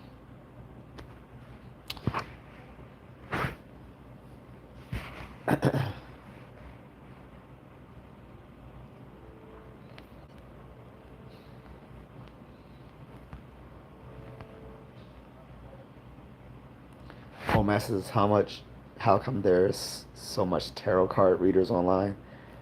I don't know. I can tell you this: the very first live stream that I did, the the YouTuber I worked with, Glamlux, she actually does tarot card readings too. I'm actually trying to set up another live stream with her so she can actually do my tarot card reading live with while you guys watch. Hopefully we can get that popping. But I haven't talked to her in a while, and I think she had took a short break from her channel. I think she's back, like producing content. I'll check. But guys, go. If you're interested, especially some of you women, go take a look at the YouTube channel Glamlux. It's a Filipina woman by the name of Marie. Very sweet, uh, very sweet woman. We chatted for a long time, both online and offline. She's she's a pretty cool person. Don't try to holler at her though. I think she's still with a man. I mean, you can try. You guys can try your hand if you want to, but I'm pretty sure she's still in a committed relationship. But she's very sweet, and she does tarot card readings online.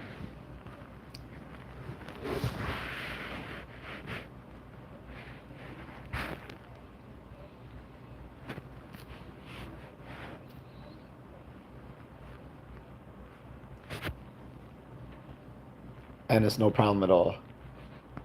I hope I help. Like I said, man, go have your fun. And I'm not telling you don't go have fun, don't have experiences. I'm just saying that's a red flag from a mile away. Like just do an about face and leave that alone. And I'm not saying you can't still be cool with her. Like, you guys can still chat it up in the gym or whatever, but I wouldn't take it beyond that. Seriously, it is not worth getting into.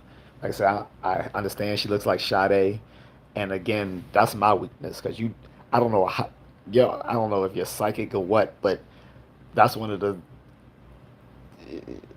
Sade when I was little was like one of the most. I just had a absolute crush on her when I was little. So it was just so I don't know, uh, ironic that you brought that up. Because if there was any black woman I still have a crush on now that I don't really date that way anymore, it would be Sade. But even still, don't do it to yourself. Once you value yourself, you value choosing the right choosing the right mates. All right. People still asking what's that on the wall is an army plaque of a grandfather who served in the Korean War, guys. Sandra Davis says, hello, good evening. Makes sense. Thank you, Sandra. Murphy says, I need to upgrade the wood paneling. Um, Mind you, I'm not in my own home, but I actually do dig the wood paneling. It's kind of cool.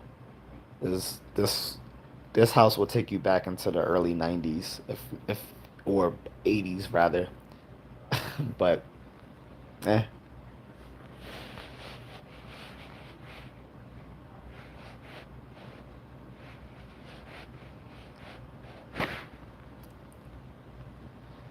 man, what got you into divination and new age stuff? You talking about me, Miss Needle? I'm not into that stuff. I was saying that because the YouTuber Glam, like she was telling me about it when we were talking, And I was like, oh, that's cool. I was like, I've never done that. I say I've always seen like those places when driving along because there's usually a lot of Romani people who do stuff like that, like tarot card readings, psychic readings, stuff like that. But I've never done that stuff myself, except for once when I called the psychic hotline back in the 90s, with Miss Cleo. Call me now.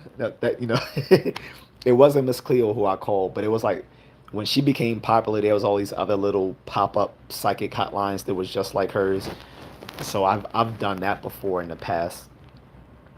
But I've never done like a sit down version of divination or tarot card reading.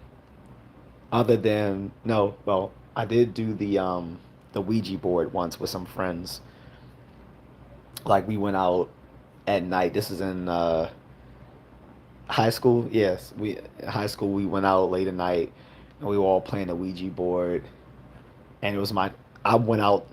I didn't really care about the Ouija board. I just went out there because it was this cute Spanish girl that I was crushing on, and she came out with us too. I was surprised she came out, and I was trying to tell the Ouija board to tell her she needs to date me.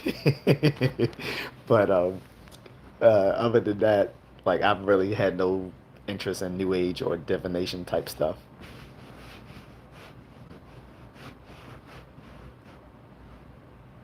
Sandra Davis says it's called infatuation. Yes, infatuation, but close enough. But yeah, I'm telling him let that go, let that go. Dilford says, "Hey brother, how you doing? I'm doing well, Dilford. What's up?"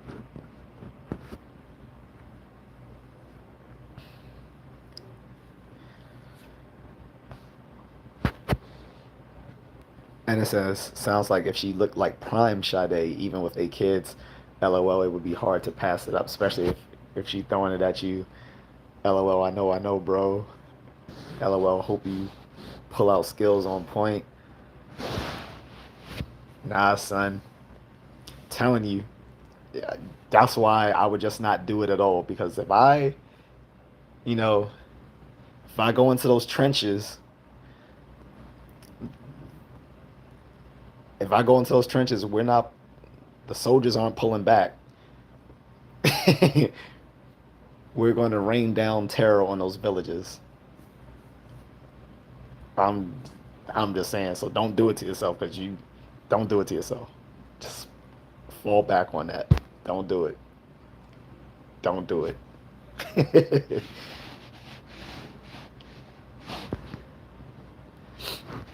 Miss Nito says you should not do it. Talking from experience, I've seen physical demons standing at my bed. No kidding. You're opening the doors for demons, Ouija boards, even worse. No. So the Ouija board and things like it actually deal with a psychological phenomenon. Um, I'm trying to remember the word for it, but it's basically unconscious muscle movement. So the reason you glide along this board is not anything spiritual. It's not anything demonic.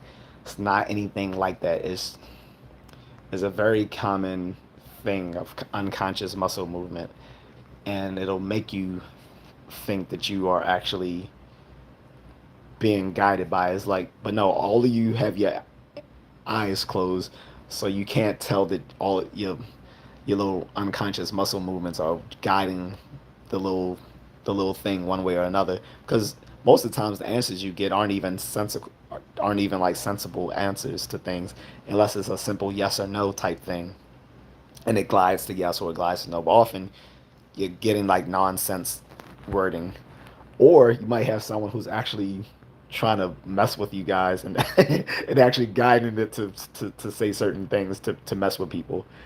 But there's nothing spiritual or demonic about Ouija boards. It's just a fun thing that trades on people's unconscious muscle movements. Same thing with divining sticks and stuff like that. Nothing spiritual involved in that sort of stuff. This is all stuff that can be easily explained through, you know, psychological phenomena.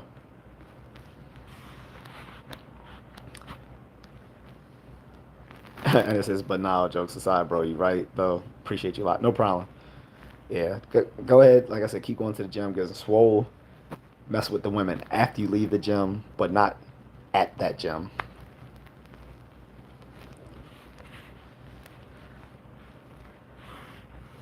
Miss Neal says, take it as a well-meant warning. You will have consequences, even if you say you don't believe it. Joke around with it. The demons don't care. They don't.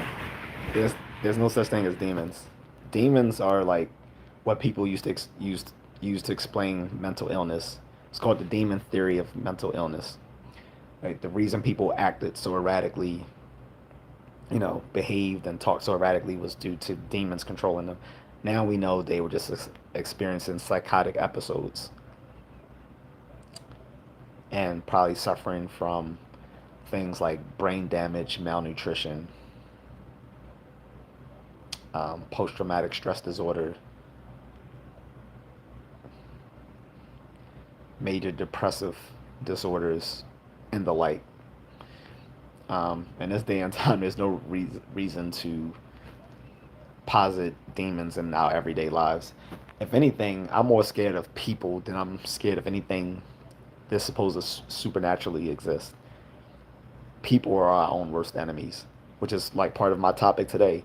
While sometimes our family members are our worst enemies. I'm not worried about Beelzebub or Satan or Cthulhu. None of those people. I'm worried about Pookie and Ray Ray. I'm worried about Big Mama with her little attitude. You know, I'm worried about the father who will send you down the river just so he looks good. Those are the things I'm worried about. I'm not worried about supernatural things. Uh, difference is how do you come up with your topics, interesting topics you come up with. Thanks. Well, usually I like I was saying earlier before you came on, usually would just pick topics that hit home for me, and I figure if they hit home for me, they probably hit home for other people. Or yesterday, I literally came up with the topic while I was out for a run. So that's that's how pretty much. Plus, I also wanted to go by my wife's advice 2 weeks ago. She was like, "You should start doing different topics on stuff. Stop doing the same thing over and over again." I was like, "All right." I was like, no. I was like, that's fair. So that's why I've been doing different stuff. Justice says, have you had any experiences with family members who were your worst enemy at a point in your life? Oh, absolutely.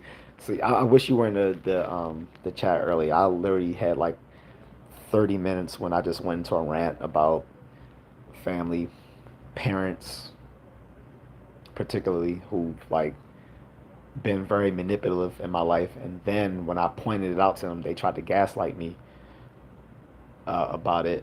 So yeah, it definitely hit home. But I just don't want to go over it again because I don't want to go into that huge rant. What's up, priest?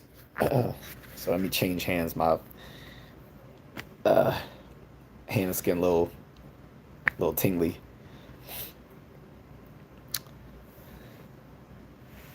Dylan says if all your topics were about games, anime, and cartoons, I'd be cool with that.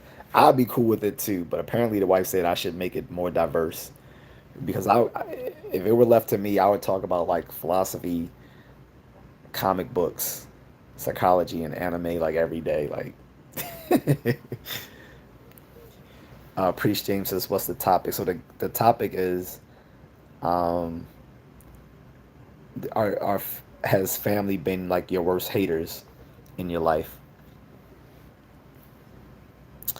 And I was saying, that question hit home for me, so I was, wanting to see if this hit home for anybody as well. And I went on to even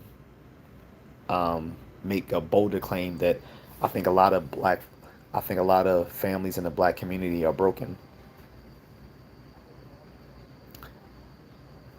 No, not ex-family members, like family members currently who do stuff. People do evil stuff to each other within families that often go hush hush. And I'm not talking about on that sex sort of thing. I'm just talking about like the mental and emotional abuse or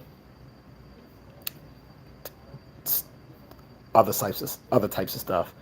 like stealing from your own family, all sorts of things. Like I said, I mentioned like my parents and family, like having people that worked against me going to college, and then lying and telling people I wouldn't, that I wasn't, college material, and or saying I would drop out, or you know, or then like telling me I need to support someone else's trajectory into college, even though that person couldn't even finish high school, or sitting there hiding the fact that someone's a junkie in the family, despite everyone can see it, just because it makes you look bad, or um, using your profession against other members of the family. It can go on and on and on. Pre says, "Why do you think the black community is broken?" The black community is broken. Where the success of a community or lack thereof speaks for itself.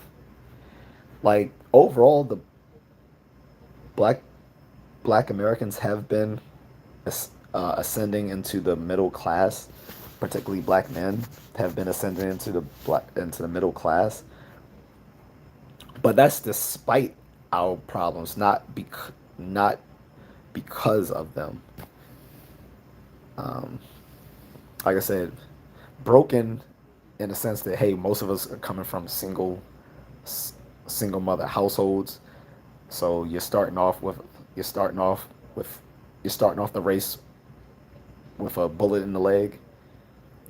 And if you don't believe me, I'm sorry. It is true. Like children that come from a two-parent traditional house home typically have a higher SES level. SES stands for socioeconomic status. So they typically have a higher SES level, higher IQ, and are more healthy. So starting off in these single mother households, so you're already starting off bad there. Then you may have these little intrafamilial problems with the baby daddy situation, people with substance abuse problems, and being felons, and it's a lot. Or living in violent. Then on top of that, you living in violent neighborhoods, and neighborhoods where most of the community is fatherless. Not just like okay, this person doesn't have a father, but no, most of the kids in that community don't have a father. That's actually where toxic masculinity comes from, the which people have abused in pop culture today. It the term toxic masculinity, or rather, it was originally called hypermasculinity, comes is a concept that comes from the phenomena where you have a bunch of males who come from fatherless communities, meaning most of the men are dead or in prison, and this happens either in ghettos or war torn countries, refugee sites, stuff like that, and they reject the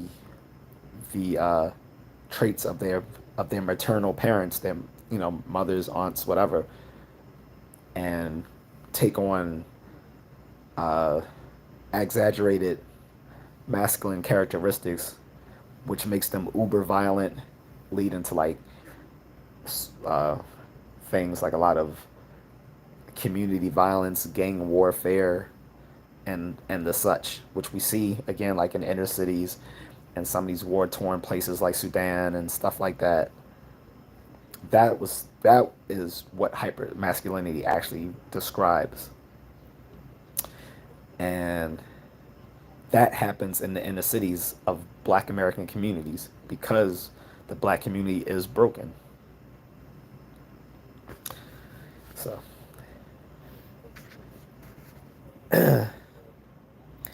John Trigler says my mom and dad passed away, and I miss them so much, and my brothers and sisters won't help me with anything. Um, sorry to hear that, John. Sometimes you have to do it on your own. Is is a sad but It's a sad reality, but you can't. A lot of us we can't count on other folks, even our family members. You can't.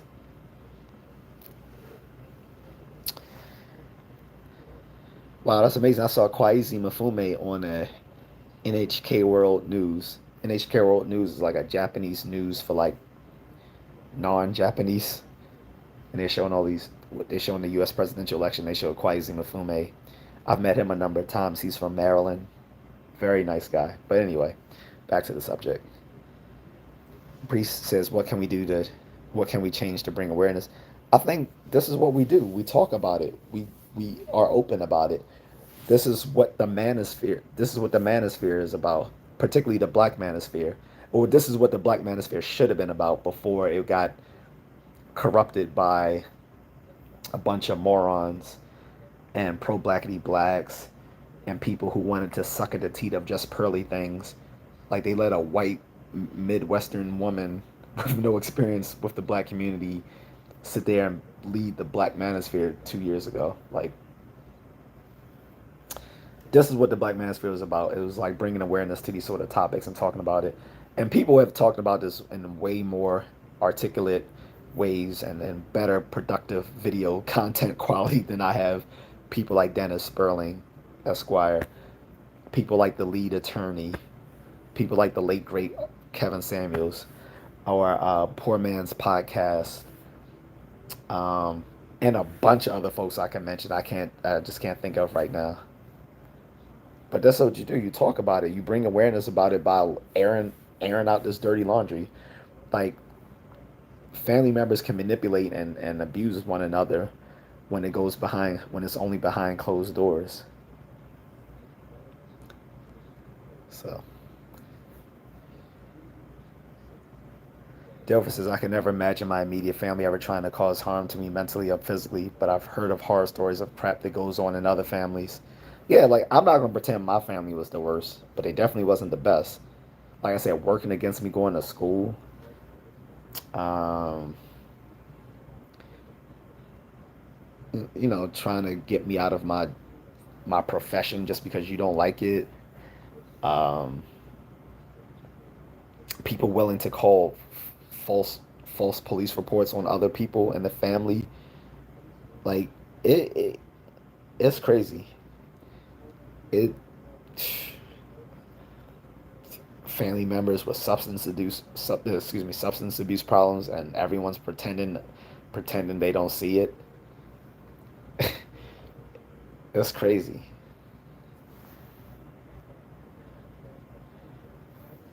Priest James says we need better economics and more family values as well. Yeah, but they reject family values, priest. Like they think family values is the patriarchy. Like saying, the idea of a nuclear family now is considered the patriarchy, as if the patriarchy was so bad in the first place. All, but that's a completely different subject. That might be a live stream for another day. Is the patriarchy?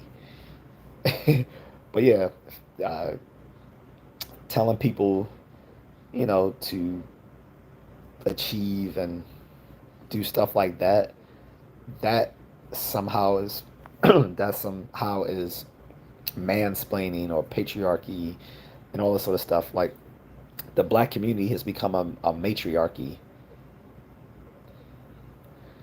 And what good has that done for us in the last 50 years? I don't see a lot of I don't see a lot of progress. The progress I have seen has moved against the waves of the black community. Like basically, black men going their own way have made it solidly into the middle class.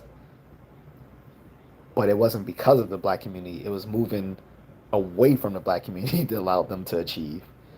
So, and because of that, that's why you have these pro-black trying to corral black men back into the community by shaming them, saying, "Oh, you going outside of your community to date these women, or you going outside the community and living in these non-black neighborhoods." Like, yeah, we're going to these non-black neighborhoods because it's safer there. I can have peace there, and yes, I'm dating these women instead because guess what? They treat me better. they're attractive, they're feminine. That's not to say all black women aren't. Don't take it that way. But I'm saying for the pro blackity blacks that try to shame black men into staying somewhere where it's bad, like nah, son. we, like, what's the point in staying on a sinking ship? I'm not one of the guys on the Titanic gonna sit there and play my instrument as the sh- as the ship sinks and be like, "Oh, good show, my good man." No, I'm getting in. I'm getting in the lifeboat. Dilfer says, "I never knew my dad, and do wonder how my life would have changed if he was in my family's life. But if he were to show up out of the blue, I'd kick his ass for leaving us." See, I understand that notion. That wasn't my situation, but I understand it. However, what I will say, Dilford, is I can't speak for your particular case, your father's case, but just remember that sometimes, not all the times, but sometimes these men leave because it's the women who push them away, and then later on they tell their kids, "Oh, your father didn't didn't want to take care of you. He was a bad father and this and that." When no, he wanted to be a part of his children's life. He just didn't want to be a part of that woman's life anymore. And instead, she used her children as, emotional hostages and said, "You don't get them unless you stay with me." And he had to make a hard choice. Like, he's not going to stay in a toxic situation no matter how much he loves his children. And that often happens because we do have the statistics that have came out from, like, Pew Research and some government data showing that black men are actually the most involved in their children's lives. Um, I'm not sure about that relative stat to white men or Asian men or Latino men, but just I would just say that anytime where these guys have seemingly abandoned their children, that's not always the case. And often we won't know the whole thing just coming from one parent. One parent is obviously going to have a slant on how they see things compared to the other one. So T May says it starts at birth. Priest James says boys raising boys. So you think religion like Islam and religious groups will help too? Yes and no. Christianity doesn't help because you got two. Let's be honest. Too many of these black churches are run by these little black pimps who are running like most of the congregation are women, and you got these little simp pastors who who preach to their little female flocks. So they tell them what they want to hear, not what needs to be heard. So I wouldn't trust black churches at all. Black churches have completely fallen, and this is coming from someone who's non-religious, by the way, but used to be in a black church. Black churches have become completely irrelevant to black men for the most part. That's why you hardly see any of them there. The only black men you see really in the church nowadays are either old or children. That's it. You don't see men from their teens to their, like, 40s or 50s in there that much, unless they come in there for Easter or Mother's Day. That's about it. Um, that's probably the most you'll ever see black men in the churches on, like, Mother's Day or Easter, which are the only two times I've shown up, and I'm atheist. But um, yeah, the black church won't solve the problem. Now, Islam, yes, Islam is, because Islam is still more fundamentalist, and they're not putting up with people trying to put feminist ideals into the Islamic faith the way the black church has allowed some of these progressive and feminist ideas to seep into their church. Like I said, a lot of these pimps be preaching some simp ass stuff. I wouldn't trust it. Like, they're part of the problem too in the black community. They're not helping. And if you don't believe me, just recall that And if you don't, and you don't have to take my word for this, Google it for yourself. 60 years ago, Dr. Martin Luther King Jr. himself has said that the black church is becoming, he said, is in danger of becoming irrelevant to black men. He said that 60 years ago, and that has become prophetic because we hardly see black men in the church anymore. So Dr. King was exactly right. He said this 60, it's weird how we can talk about stuff from like 60 years ago and it still remains like matter of fact today. But yeah, he said that 60 years ago. He said the black church is in danger of becoming irrelevant to black men. He said that in the 60s, and he was right. Now, Islam, that can be a way to go. At least if we're talking about Islam, not the NOI, Nation of Islam. I think there's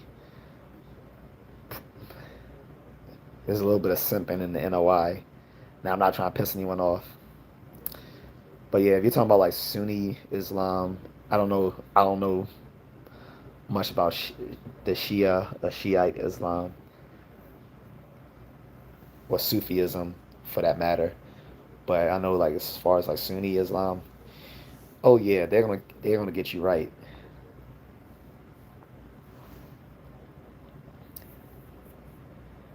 Priest James says we should do a group chat. That would be a great dialogue.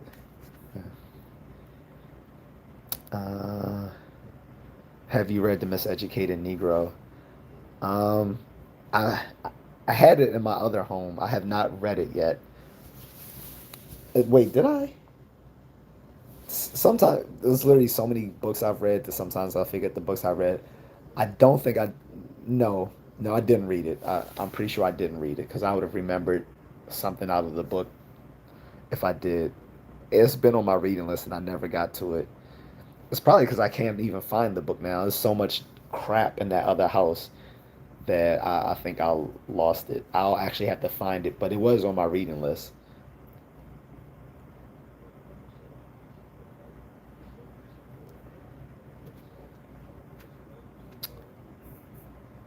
Uh, just to let you know, guys, some messages won't go through, and that's the YouTube algorithm. That is not me getting rid of your messages, because I think sometimes people get on here and start leaving some spicy messages, and they think I'm censoring stuff, and YouTube will algorithm will automatically not let something post to the comment section if it triggers that algorithm. I have nothing to do with that at all. Just to let you guys know. Because people always assume, because I used to do that too when I was leaving comments on other content creators' comment sections, and it wouldn't post. And I'm thinking that the content creator just deleted it as soon as they saw it, but it wasn't. It was the YouTube algorithm not allowing it to post because triggers certain, if it triggers a certain term or phrase, it won't post. And it may not even be anything offensive, by the way. It could just be something that is that their algorithm is trained to pick up because it probably is connected to other things which are offensive. I have no control of that. All right.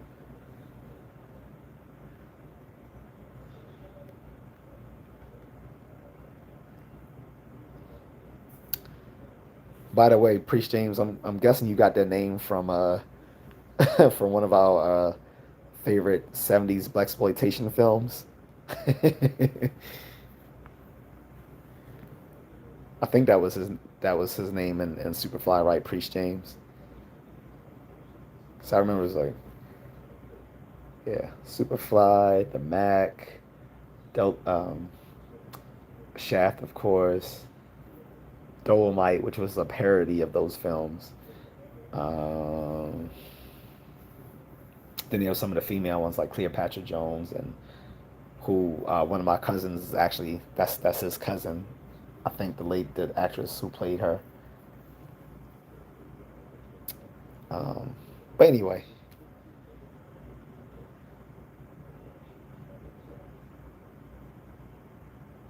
Appreciating says great content you bring, which we need to address these issues today.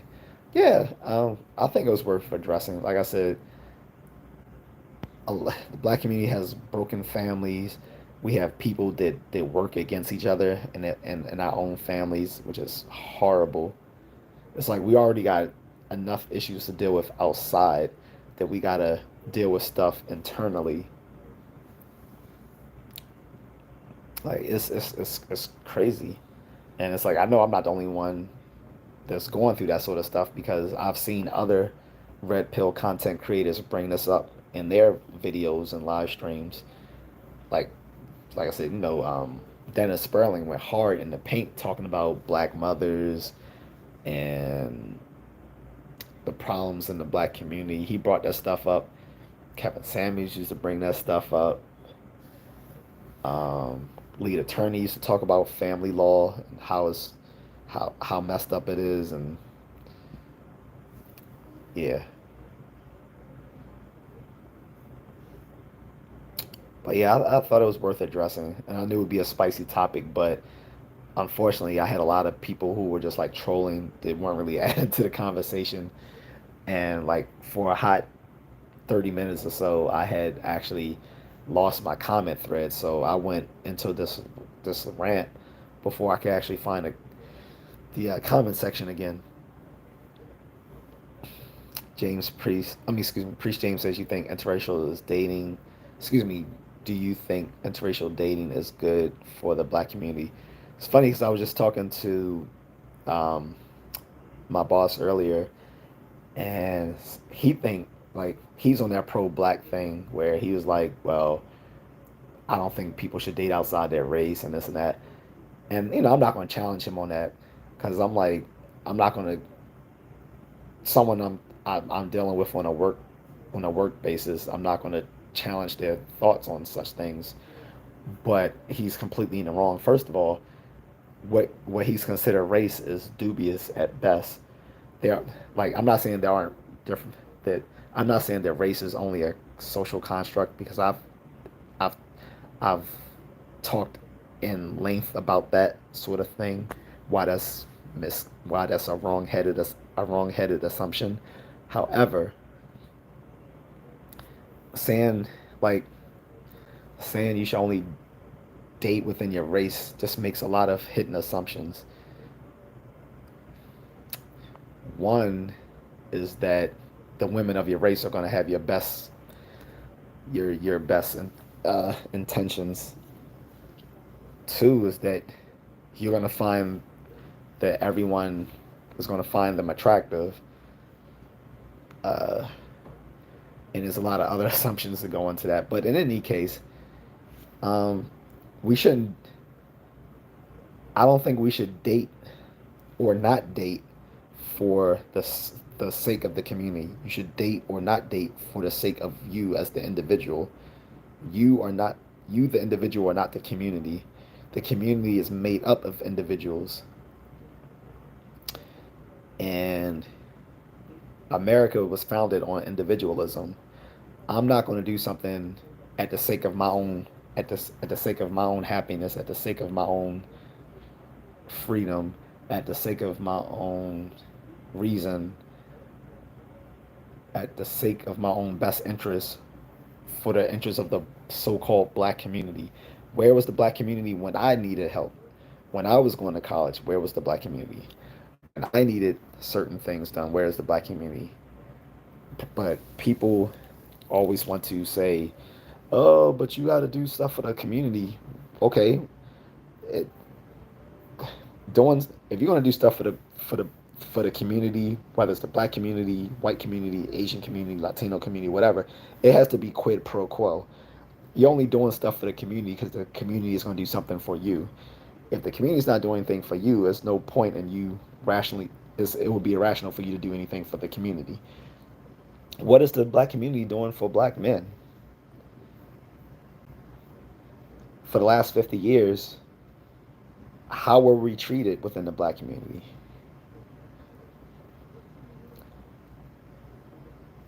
Now, for my own for my own dating preferences, I have nothing against sisters, but they're not what I prefer. So I'm not going that way and haven't.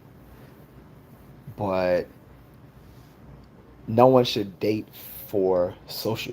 No one should do something as intimate as date for social political reasons. I just don't believe in that, and that's where I think my bosses was fundamentally wrong-headed about earlier when he was saying that he doesn't think men should date outside of their race, and then he even made the big the big the big lie. There's always this often pushed by women, by the way, saying that when these men date outside of their race, they're only getting the throwaways from other people's race. From they're only getting the throwaways from other racial groups, and that's just patently false. That's patently false. High value men get the top choice of any race of women. Low value men get get the lower value women of any racial group. That's pretty much where it is. Like, to say that a high value black man can only get low value Asian women or low value white women or low value Latino women, it's just patently false. Also, to say that only that, I mean, because no one says that. You notice that's only put on black men. That's not put on black women. No one says black women are getting the throwaways, are getting white women's throwaways. No one is saying that. They only say that towards black men. So for my boss to reiterate that lie against black men is just patently false, and it shows that he's been trained. He still has that simp mindset. It's a simp mindset to believe that higher value men get the top choice of women of all racial groups.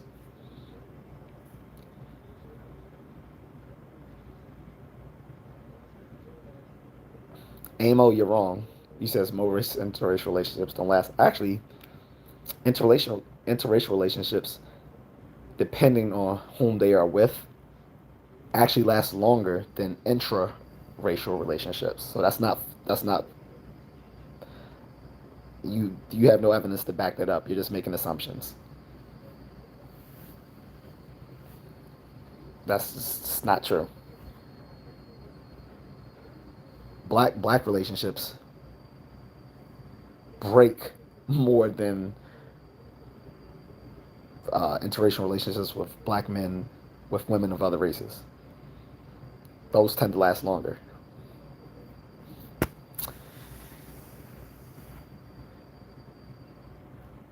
Um, but in any case, as far as dating for the community, I would never tell someone to date to do what's good for the community. Date for what's good for you the individual, for what you want, for what you desire, for what you need, for what will make you happy. You don't date for the sake of community. At the end of the day, is the community taking care of you? Probably not. So I wouldn't do it.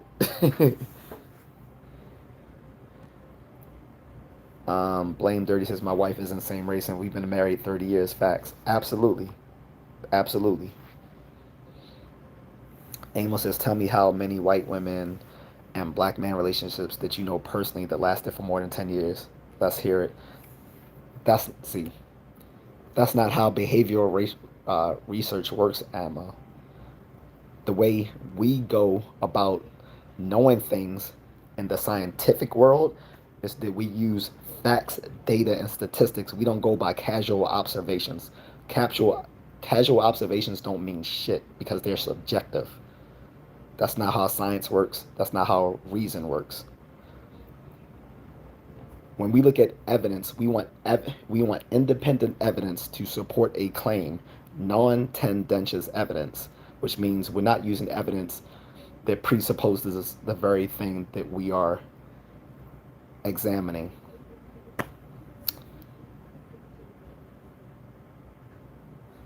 Priest James says the influx of interracial couples has grown. Why? Are you sure that they've grown or that they're just more in the public? Most people, if they take a DNA test, they realize they're not as pure as they think they are. Most black Americans are about 80% black African, about 20% European on average.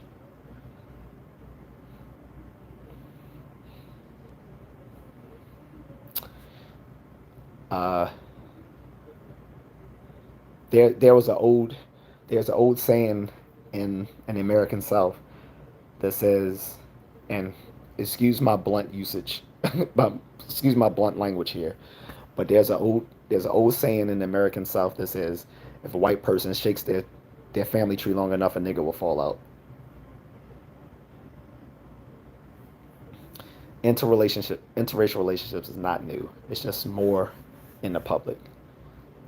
But like I said, the average person does a DNA test. They realize they're not as pure of whatever they think they are.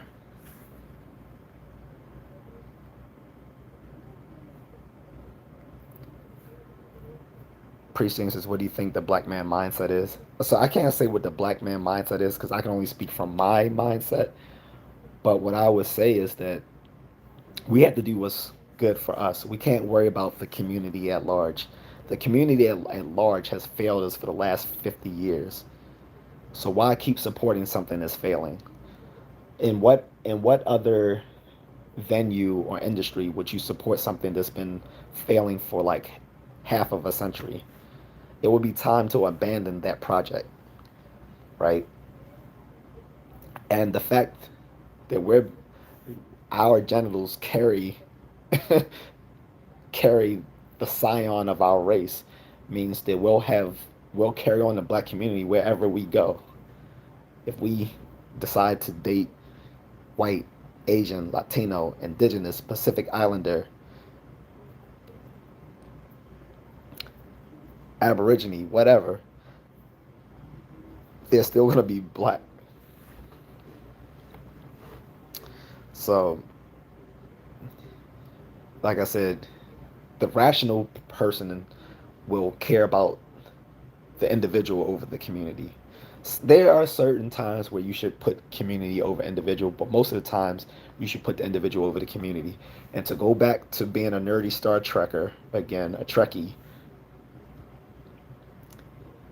when Spock in Star Trek II Wrath of Khan sacrificed himself for the Enterprise, Kirk broke down and said, why would you do this? And he was like, because the needs of the many outweigh the needs of the few. Kirk didn't agree with that. Kirk abandoned his admiralship, stole a starship, went to a forbidden planet, risked an intergalactic war with the Klingon just to save his friend. And when he got back to Vulcan, and Spock was basically back into his lucid mind again, he said, "Why would you do all of this?" He said, "This is insane." And Kirk said, "No, because sometimes it's the needs of the few outweigh the needs of the many." And that's what I agree with. I'm always going to put me as an individual above the community. Fuck the community. When the community is paying my bills, when the community is taking care of my wife, when the community is putting food in my children's mouths, when the community is taking care of my grandmother, when the community is making sure I don't get shot when I go outside, then we can talk community. Until then, fuck the community. That's where I'm at with it.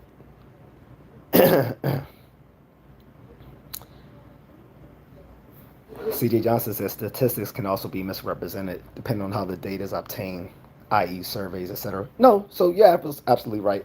So, all right, so first we should make some distinctions, okay, CJ? So, when people talk about misrepresentation of statistics, here's the thing. It's not the statistics is wrong, it's how people interpret them that's wrong. So, you have two type of statistics. You have inferential statistics and you have demographic statistics, excuse me. Stuff like surveys and stuff, those are not inferential statistics. That's demographic statistics, and those aren't very strong. That's not strong data. Stuff like surveys, polls, et cetera, those sort of demographic statistics, they're usually a starting point for research. They're not the end point in research. That just tells you where you need to actually start digging when you look at these surveys and polls. But that sort of stuff shouldn't be taken too seriously, which is why in political science and in discussions around elections, when you're given these polls about who's who's in the top of these polls, who's failing in these polls, they should be taken cum grano salis with a grain of salt because surveys and polls are very inaccurate, right? So absolutely. Now, when we're talking about inferential statistics, we're talking about different stuff. We're talking about the dreaded T test that every student has to know in the intro statistics class. We're talking about the ANOVAs, which is the analysis of variance, and all the other different types of statistical analyses, or the meta-analyses, and all these factorial analyses, all these sorts of things that we have to deal with in behavioral statistics, right? Like to do social science correctly, you have to be pretty much a good statistician to do it. However, people who aren't in behavioral research, who don't do behavioral research, or people who are uh, innumerate, people who have even worse than people who are innumerate. Innumerate just means like math illiterate. That's just a fancy way of saying math illiterate. Innumerate people who are even worse than that. They have dyscalculia. Dyscalculia is like the math equivalent of people who have this what do you call it? The the other learning disability when it comes to like reading and writing. Well, there's dyscalculia, people who have a learning disability with math.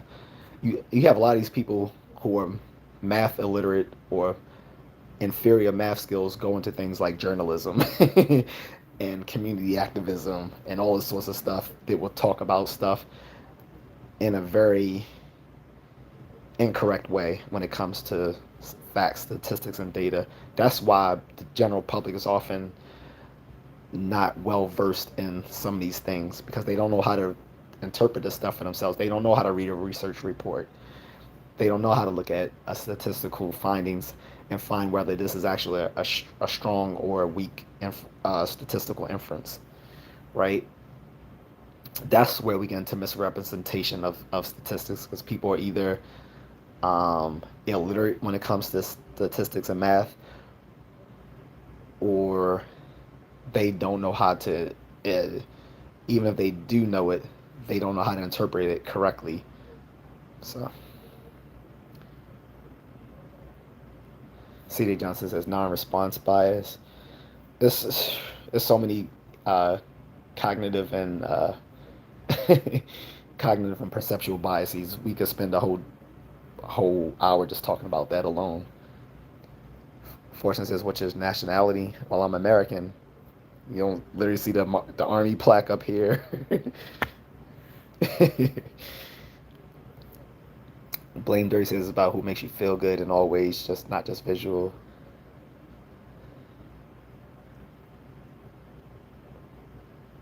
Blame Dirty says someone that's smart got on live. Look out, big props. Thank you, I appreciate it. I don't think I'm that smart. I just remember what I was taught in school. I was for people who don't know, so I was a triple major as an undergrad in psychology, biopsychology, philosophy, and linguistics.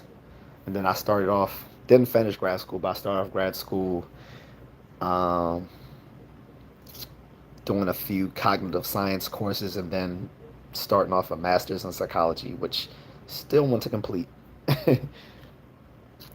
So I'm just a nerd, guys. Hellcat Drifting says, "Do you listen to rap?" I do. Praise says, "You study sociology and psychology." Well, psychology, but behavioral research, it kind of overlaps with when you talk about certain subdomains within psychology, like social psychology. Social psychology and sociology are um, very similar, except the in sociology of the uh, the focus of the research is on the family. Well, it's on the group or family, right? But in social psychology, the focus is on the individual within the group or society. That's sort of the difference, but they overlap a lot between sociology and social psychology. CJ John says, I remember t-test, remember hypothesis testing. Oh, of course. You start with the null hypothesis. You always start with the null hypothesis. Blame Dirty says you're saying it right. Good stuff. Thank you. Thank you, sir. CJ says reject the null hypothesis or fail to reject. Yep. But like you always go in assuming the null hypothesis is correct, and then you have to try to, you know, show that the null hypothesis is false. Then we know based on that we get the type 1 and type 2 errors, right? Yeah, I remember all that stuff. Most people make the type 2 error, especially in their day to day. But anyway, where were we? Because we're getting led astray into some stuff that people are going to start crossing their eyes. I guess we were talking about interpretation of statistics and data. And my point was basically just to say that when we were talking about black community and what's good for what should black men do, and is interracial dating good or bad, and the I was saying no matter what choice you take, whether you stay with whether you choose to date interracially or you choose not to, or whether you want to, be a a beacon of light within the black community, do what's good for you as an individual, not for the community at large, because the community at large doesn't have your best interests at heart. It just doesn't. This is why cultures who are built on individualism are more successful than cultures that are built on collectivism. By and large, although there are some factors that mitigate that, right? Type 2 is a false negative. So type 2 is when you wait, let me make sure I get my stuff right, all right? So the type 1 error is when you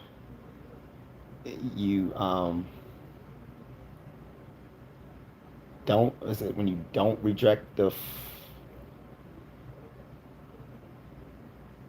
you don't reject the uh the false negative.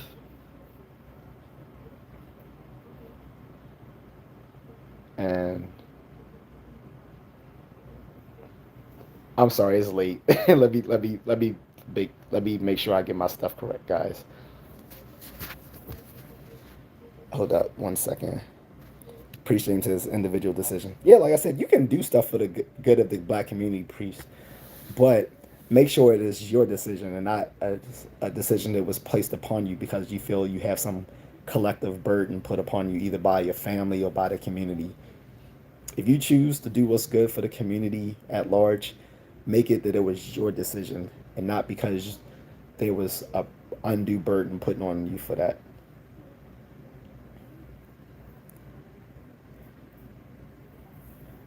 Pre says there's no more collective black culture anymore. It's become more westernized.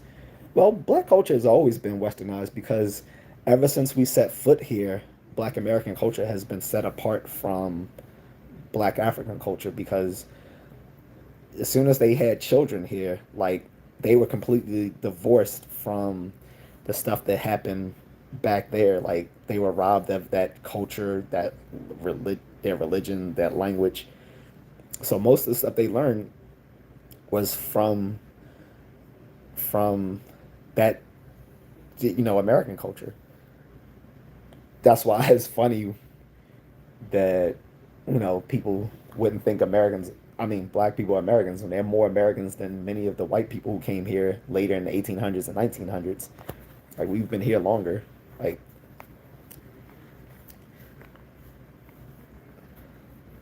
since what, 1619?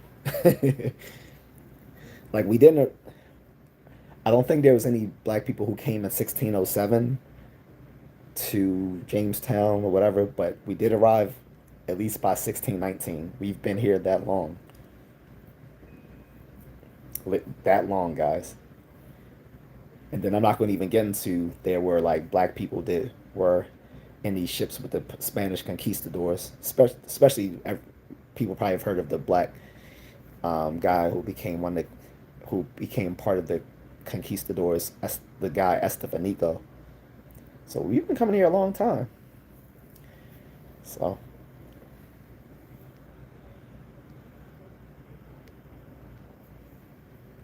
CJ Johnson says, "Do you feel that Africans don't respect African Americans for various reasons?" Um, some don't. For my part, I've gotten along with African people that I've met either in college or just in my day to day. Like, I've met African people working at places like 7-Eleven, the gas stations, or driving taxis. The only time I've ever felt disrespected by some black Africans were some DC taxi drivers. They can be rude as hell to black people. But by and large, I haven't had problems with them. I know a lot of other people have. And I know some of them do look down on black Americans, but we do the same things with them, right? Um, but what I will say, we have two different cultures. Black American culture and Black African culture are distinctly different. Um, yes, there are some Africans that don't respect African Americans, and because of that, this is why we sometimes start using the word tether. I use this word tether to talk about people like Obama and Harris. I don't mean to piss anyone off, but like I said, I've said this and I'll keep saying it. He was not the first black president. He wasn't black. His father was a Kenyan immigrant and his mother was white. He never had any contact with the black community because he lived in Hawaii. Hawaii does not have a thriving black community. Most black people you'll see in Hawaii are in the army.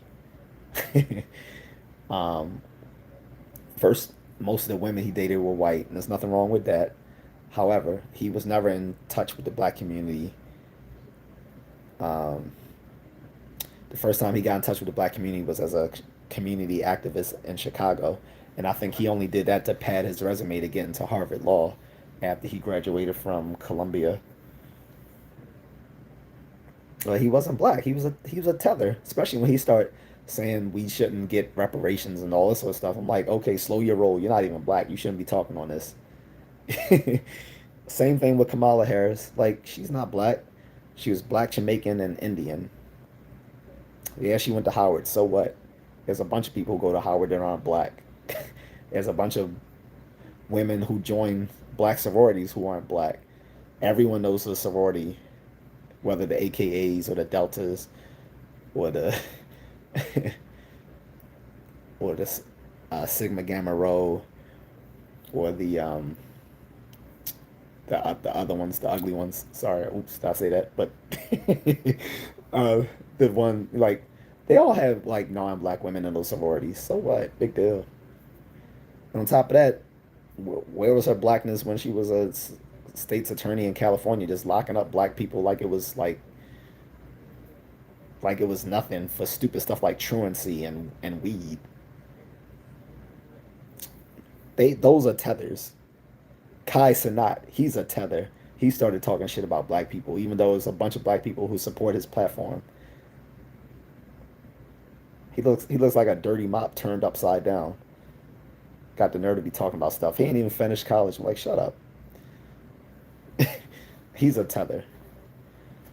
So it's at the point where black people need to start calling out these tethers who disrespect us, but then want our support either politically or financially. Fresh and Fit, they're tethers. Myron Gaines, that's not even his real name. His real name is Al something something something because he's a Sudanese guy who couldn't make it in Sudan because that country is currently a shithole and war torn. He wouldn't be able to have success if he stayed there. But he wants to talk so much shit about black Americans. He went on Rumble, put on a Klan hood, and started making monkey noises. He invited a white supremacist, Nick Fuentes, on his platform and told him to say the N word to all the black people. And the other little dumbass, Fit or whatever the little Barbadian guy is. This dude looks like uh the monkey Chim Chim from Speed Racer, also talking shit about black people, and it's darker than me. You're darker than me, but you talking shit about black people, and you look like a freaking you look like Chim Chim from Speed Racer. That's what he looks like. If you never saw Speed Racer, Google it. You'll know what I'm saying. Or if you don't know Chim Chim, maybe you'll remember the old toy monkey that had the little cylinders. You put the little D batteries in his back, and it starts clapping the little cylinders together. That's what he looks like. Fresh and Fit are a bunch of tethers. Kai Cenat is a tether. Obama's a tether. Harris is a tether. These aren't black people. These are people from Africa, the West Indies, that want to talk trash about black people. Like, mind you, I have love for people in the West Indies, have love for people in Africa, have love for Afro Latinos. Because living on the East Coast, I grew up around them. My nanny was Jamaican.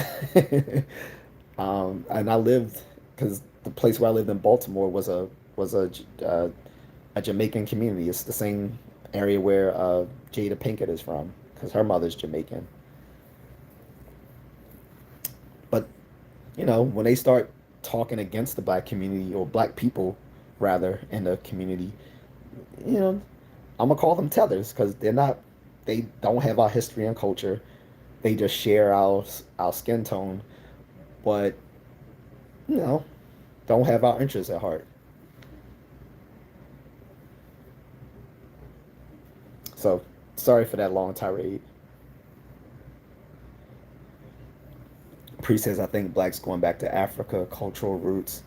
Yeah, except how are they treated when they go back over there? Like, if Africans really wanted to make right with us, like Dennis Sperlin said, they should have they should be giving us reparations from these nations in Africa, because they were enriched through the transatlantic slave trade, selling their own brethren. Because everyone wants to blame the white people. You can't blame white people in the 1500s and 1600s for taking advantage of a system that already existed.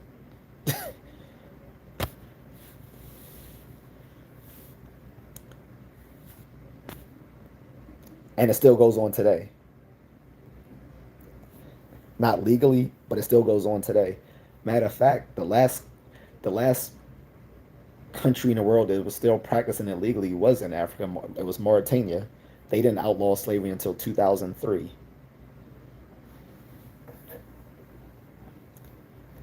But if they wanted to make efforts for us to expatriate back to the motherland, one, they would offer us some sort of reparations, and two, they would give us the African Union, um, which is like, I think, like 58 or like 57 of the 60. Wait, am I saying it wrong? Like, I think it's 50 countries now, 52 or so countries. So about, with the exception of about three countries not being in the African Union, most of the continent is part of the African Union. The African Union collectively could give Black Americans dual citizenship to any of those countries within the African Union, as well as an African Union passport to repatriate back to the motherland. The same way that Israel allows anyone from the Jewish diaspora dual citizenship and the ability to come back to their motherland. African Union could do the same thing with us. Have they done so? No. The only places you see welcoming black people, like places like Ghana and stuff, like they want you to have a certain income and all this sort of stuff. So screw them. It's time to take just have a hard nosed approach to it. Black people have to look out for themselves. That's how I see it. I know that can come off kind of cold, but we gotta look out for ourselves. They weren't looking out for us back then, and they aren't looking out for us now because if they wanted to course correct from the stuff that happened long ago, they'll be giving us incentives to repatriate, and they haven't.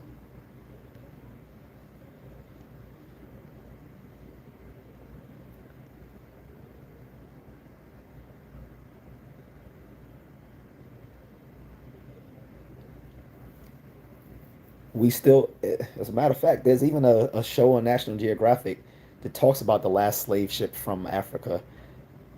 After the transatlantic slave trade was already abolished. The transatlantic slave trade was abolished before slavery was abolished here in America, but there was still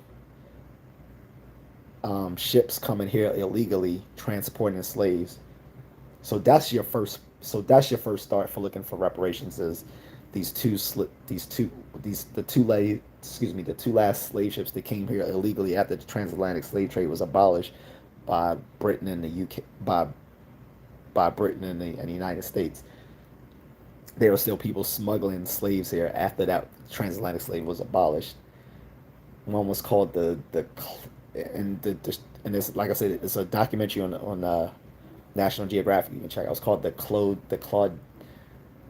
Claudette, something like that, and it arrived in Mississippi.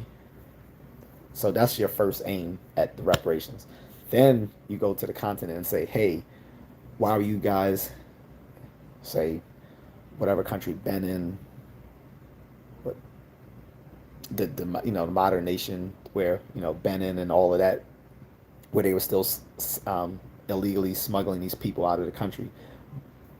What's up with that, right? So, dude can't read. Said, hey, how are you? What's up? CJ Johnson says, I always thought Kamala was Indian until she started running for VP. Exactly, CJ. That's the thing. A lot of people brought that up. Like, she doesn't, she's black when it's convenient. She's black when it's convenient.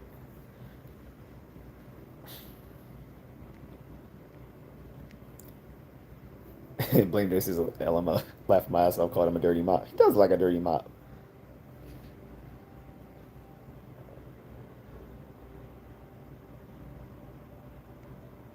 Sorry, let me check in my messages, guys.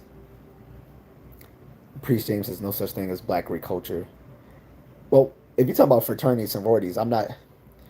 I don't know why people have so many issues with Greek life. It's not a when people talk about that fraternities and sororities, it's not about actual black Greek culture or white Greek culture or whatever. First of all, if we're talking about ancient Greece, everyone outside of Greece, this is how the concept of whiteness has, and we're going into tangents here, but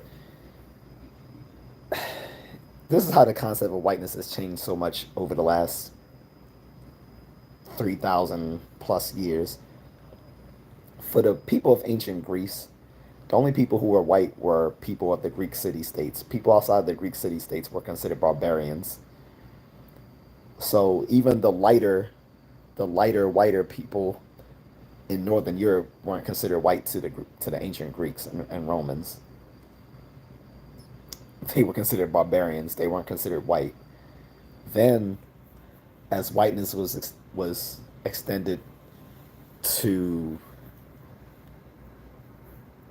um, the Anglosphere, right? Then people outside of the Anglosphere weren't considered white. So for a long time, people of Irish and Scottish and Southern European and Eastern European descent weren't considered white. Then it was extended to them. And of course, Jewish people weren't considered white. That was begrudgingly, begrudgingly extended to them. And even nowadays, right? But if we're talking about Black Greek culture, that's not the point of fraternities and sororities. Um, uh, the point of the sororities and fraternities was to extend into the Black student life what was already going on in other parts of college, of the college experience for white people at the time. At the time, a lot of these fraternities and sororities were the ways of people networking and getting to know people whom they needed to know to get ahead in their careers and stuff like that, and to make and to form, you know, brotherly bonds, especially when you're away from home, you're away from family, so you still had the need to connect with others. That's what the sororities and fraternities were for. It had nothing to do with whether it was Black Greek culture or white Greek culture or anything like that. So, and if you want to read more about Black Greek life, you can get books like The Divine Nine that tell you more about it. Appreciating says Whoopi Goldberg is a tether. Uh, no, I think she's actually priest. I think she is. She's a deluded woman. Yes, she's definitely deluded, but I think she is Black American. I don't think she's from the islands. And Whoopi Goldberg isn't even her real name. That's her real name is what, Karen something or other. That's her real name. And she is a Karen, by the way. But no, I think her real name is Karen something, like a typical Black person's name. She only used the name Whoopi Goldberg as her stage name when she was first, you know, she started her career off as a comedian, as a stand up comedian, and having that name got her more, got was made it easier for her to get stand up appearances because they thought she was white. CJ said I had to Google Chim Chim. Tell me he doesn't look like him, CJ. Tell me he doesn't look like him. He said Blade Jerry said he does look like him. Priest says I heard that Obama was black because his father was from Kenya and Muslim.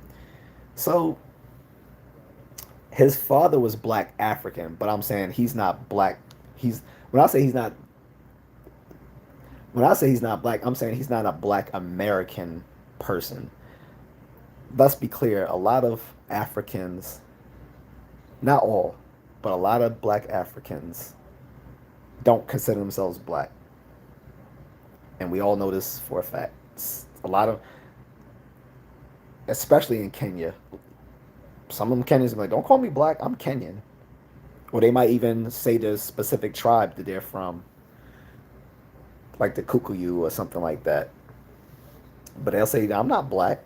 Especially when they come here in America, they want to separate themselves. Oh, I'm not black. So, okay, then you're not black. Fine. Then once you run for office, don't run as a black person. Run as whatever you say you are. You're a Kenyan American. Okay. But yeah, that's why I say he's not Black Priest, because his father was a Kenyan immigrant. And like I said, a lot of those guys don't consider themselves black. So, but black people have been the most accommodating group. Like basically anyone who looked like us, we accepted as being black, even though those folks themselves didn't call themselves black. You can go to like Panama or the Dominican Republic, and there'll be people darker than me. And they'll be like, I'm not black. I'm Dominicano. I'm not black. I'm Panamanian, man. So, I, hey, let them be what they want to be. Okay, they're not black. All right, good. Then we're black. You're not. That's cool. CJ Johnson says people think white people were running around Africa with nets. No, it was called the slave trade for a reason. Exactly. And then they had the nerve to do a whole movie about the Dahomey tribe as if they were like this warrior tribe of women. That was so historically inaccurate. First of all, they be, the Dahomey kingdom became powerful through the slave trade.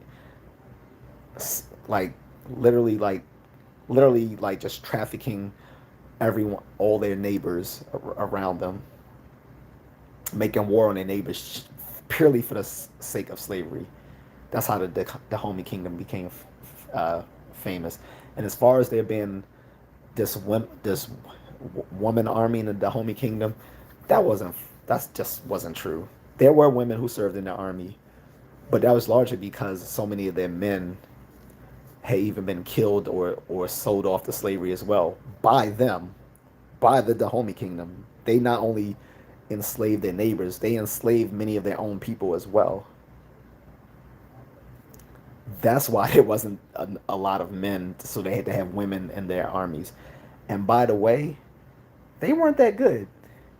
When the Dahomey Kingdom went up against the Italians, the the, the Italian army mopped the floor with them. So that whole woman king bullshit, hear me roar, no. They People try to say, oh, this is the real world version of the Dora Milaje. No, they weren't. No, they weren't. Priest says, see you later, man. Great talk. Thanks, Priest. Remember to keep it super fly. Barry Life says, I'm white. That's cool. my my live stream, this is for everyone, Barry.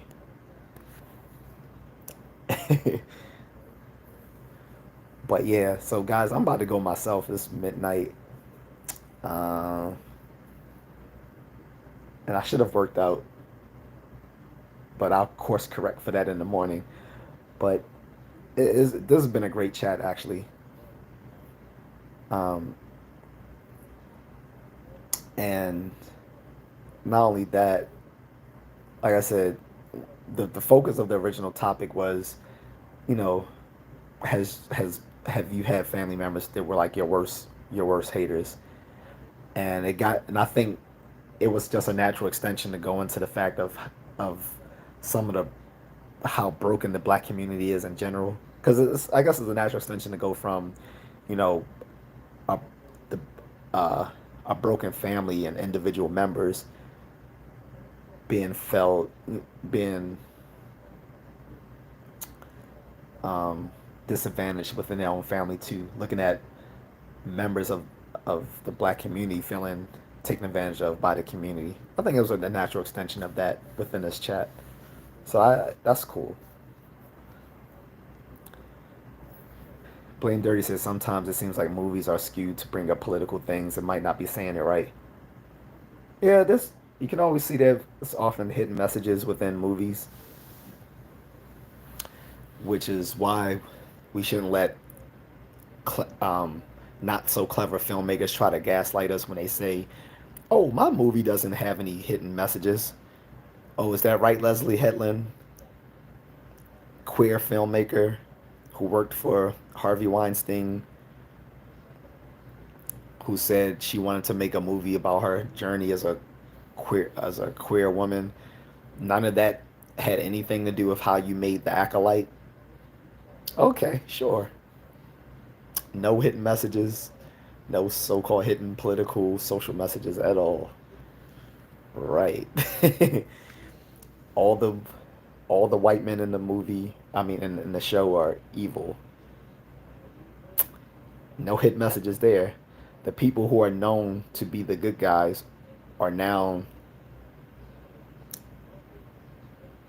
anti-heroes at best or even bad guys at worst in this Star Wars story. But of course, there's no hidden messages, none whatsoever. Yeah, we should be leery of the content we consume and what are the things that they slip into the content of these movies and TV shows that they want us to just tacitly accept. Uh, Blaine Dirty says, "I appreciate time." No, it was a pleasure. And Kanye So says, "Hola, just wake up, South Africa." Sorry, my friend, I'm about to actually end this, but you can watch this from the jump. Once I upload this, you can watch this from the beginning. Assuming this was one I hope it didn't break apart when I had to reconnect it. If so, I might have to make this two videos, but I think this has just been one long video. I hope. If not, I'll check that. But I'm sorry you didn't catch this from the beginning. But yeah, I'm actually about to end this, guys. And I think most of the people who are contributing are somewhere around my time zone within 2 or 3 hours. So they're all probably ready to wrap it up too. No problem at all, Nick Candy. So, all right, guys. Well, I'm gonna wrap this up. If you got any other comments or questions, you got a few seconds to give them to me, or I'm gonna just let you leave it in the comment section where I can then check them later on.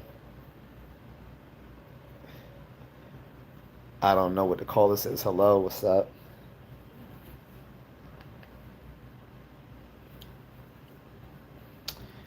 Uh, but yeah, any lingering questions on the original topic, family being your haters, or the extension of that, which is what's going on with the black community.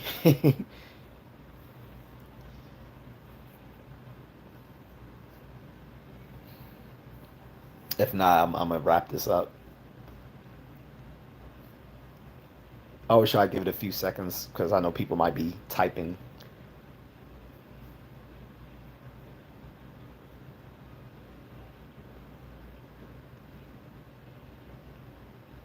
But then after that, I'll just let people hit that in the comment section. And guys, if you do appreciate it, give me a like, subscribe, share the video, hit notifications. You don't have to drop like sometimes just giving a like and subscribing is better than a cash app. Seriously, because it helps me with the algorithm.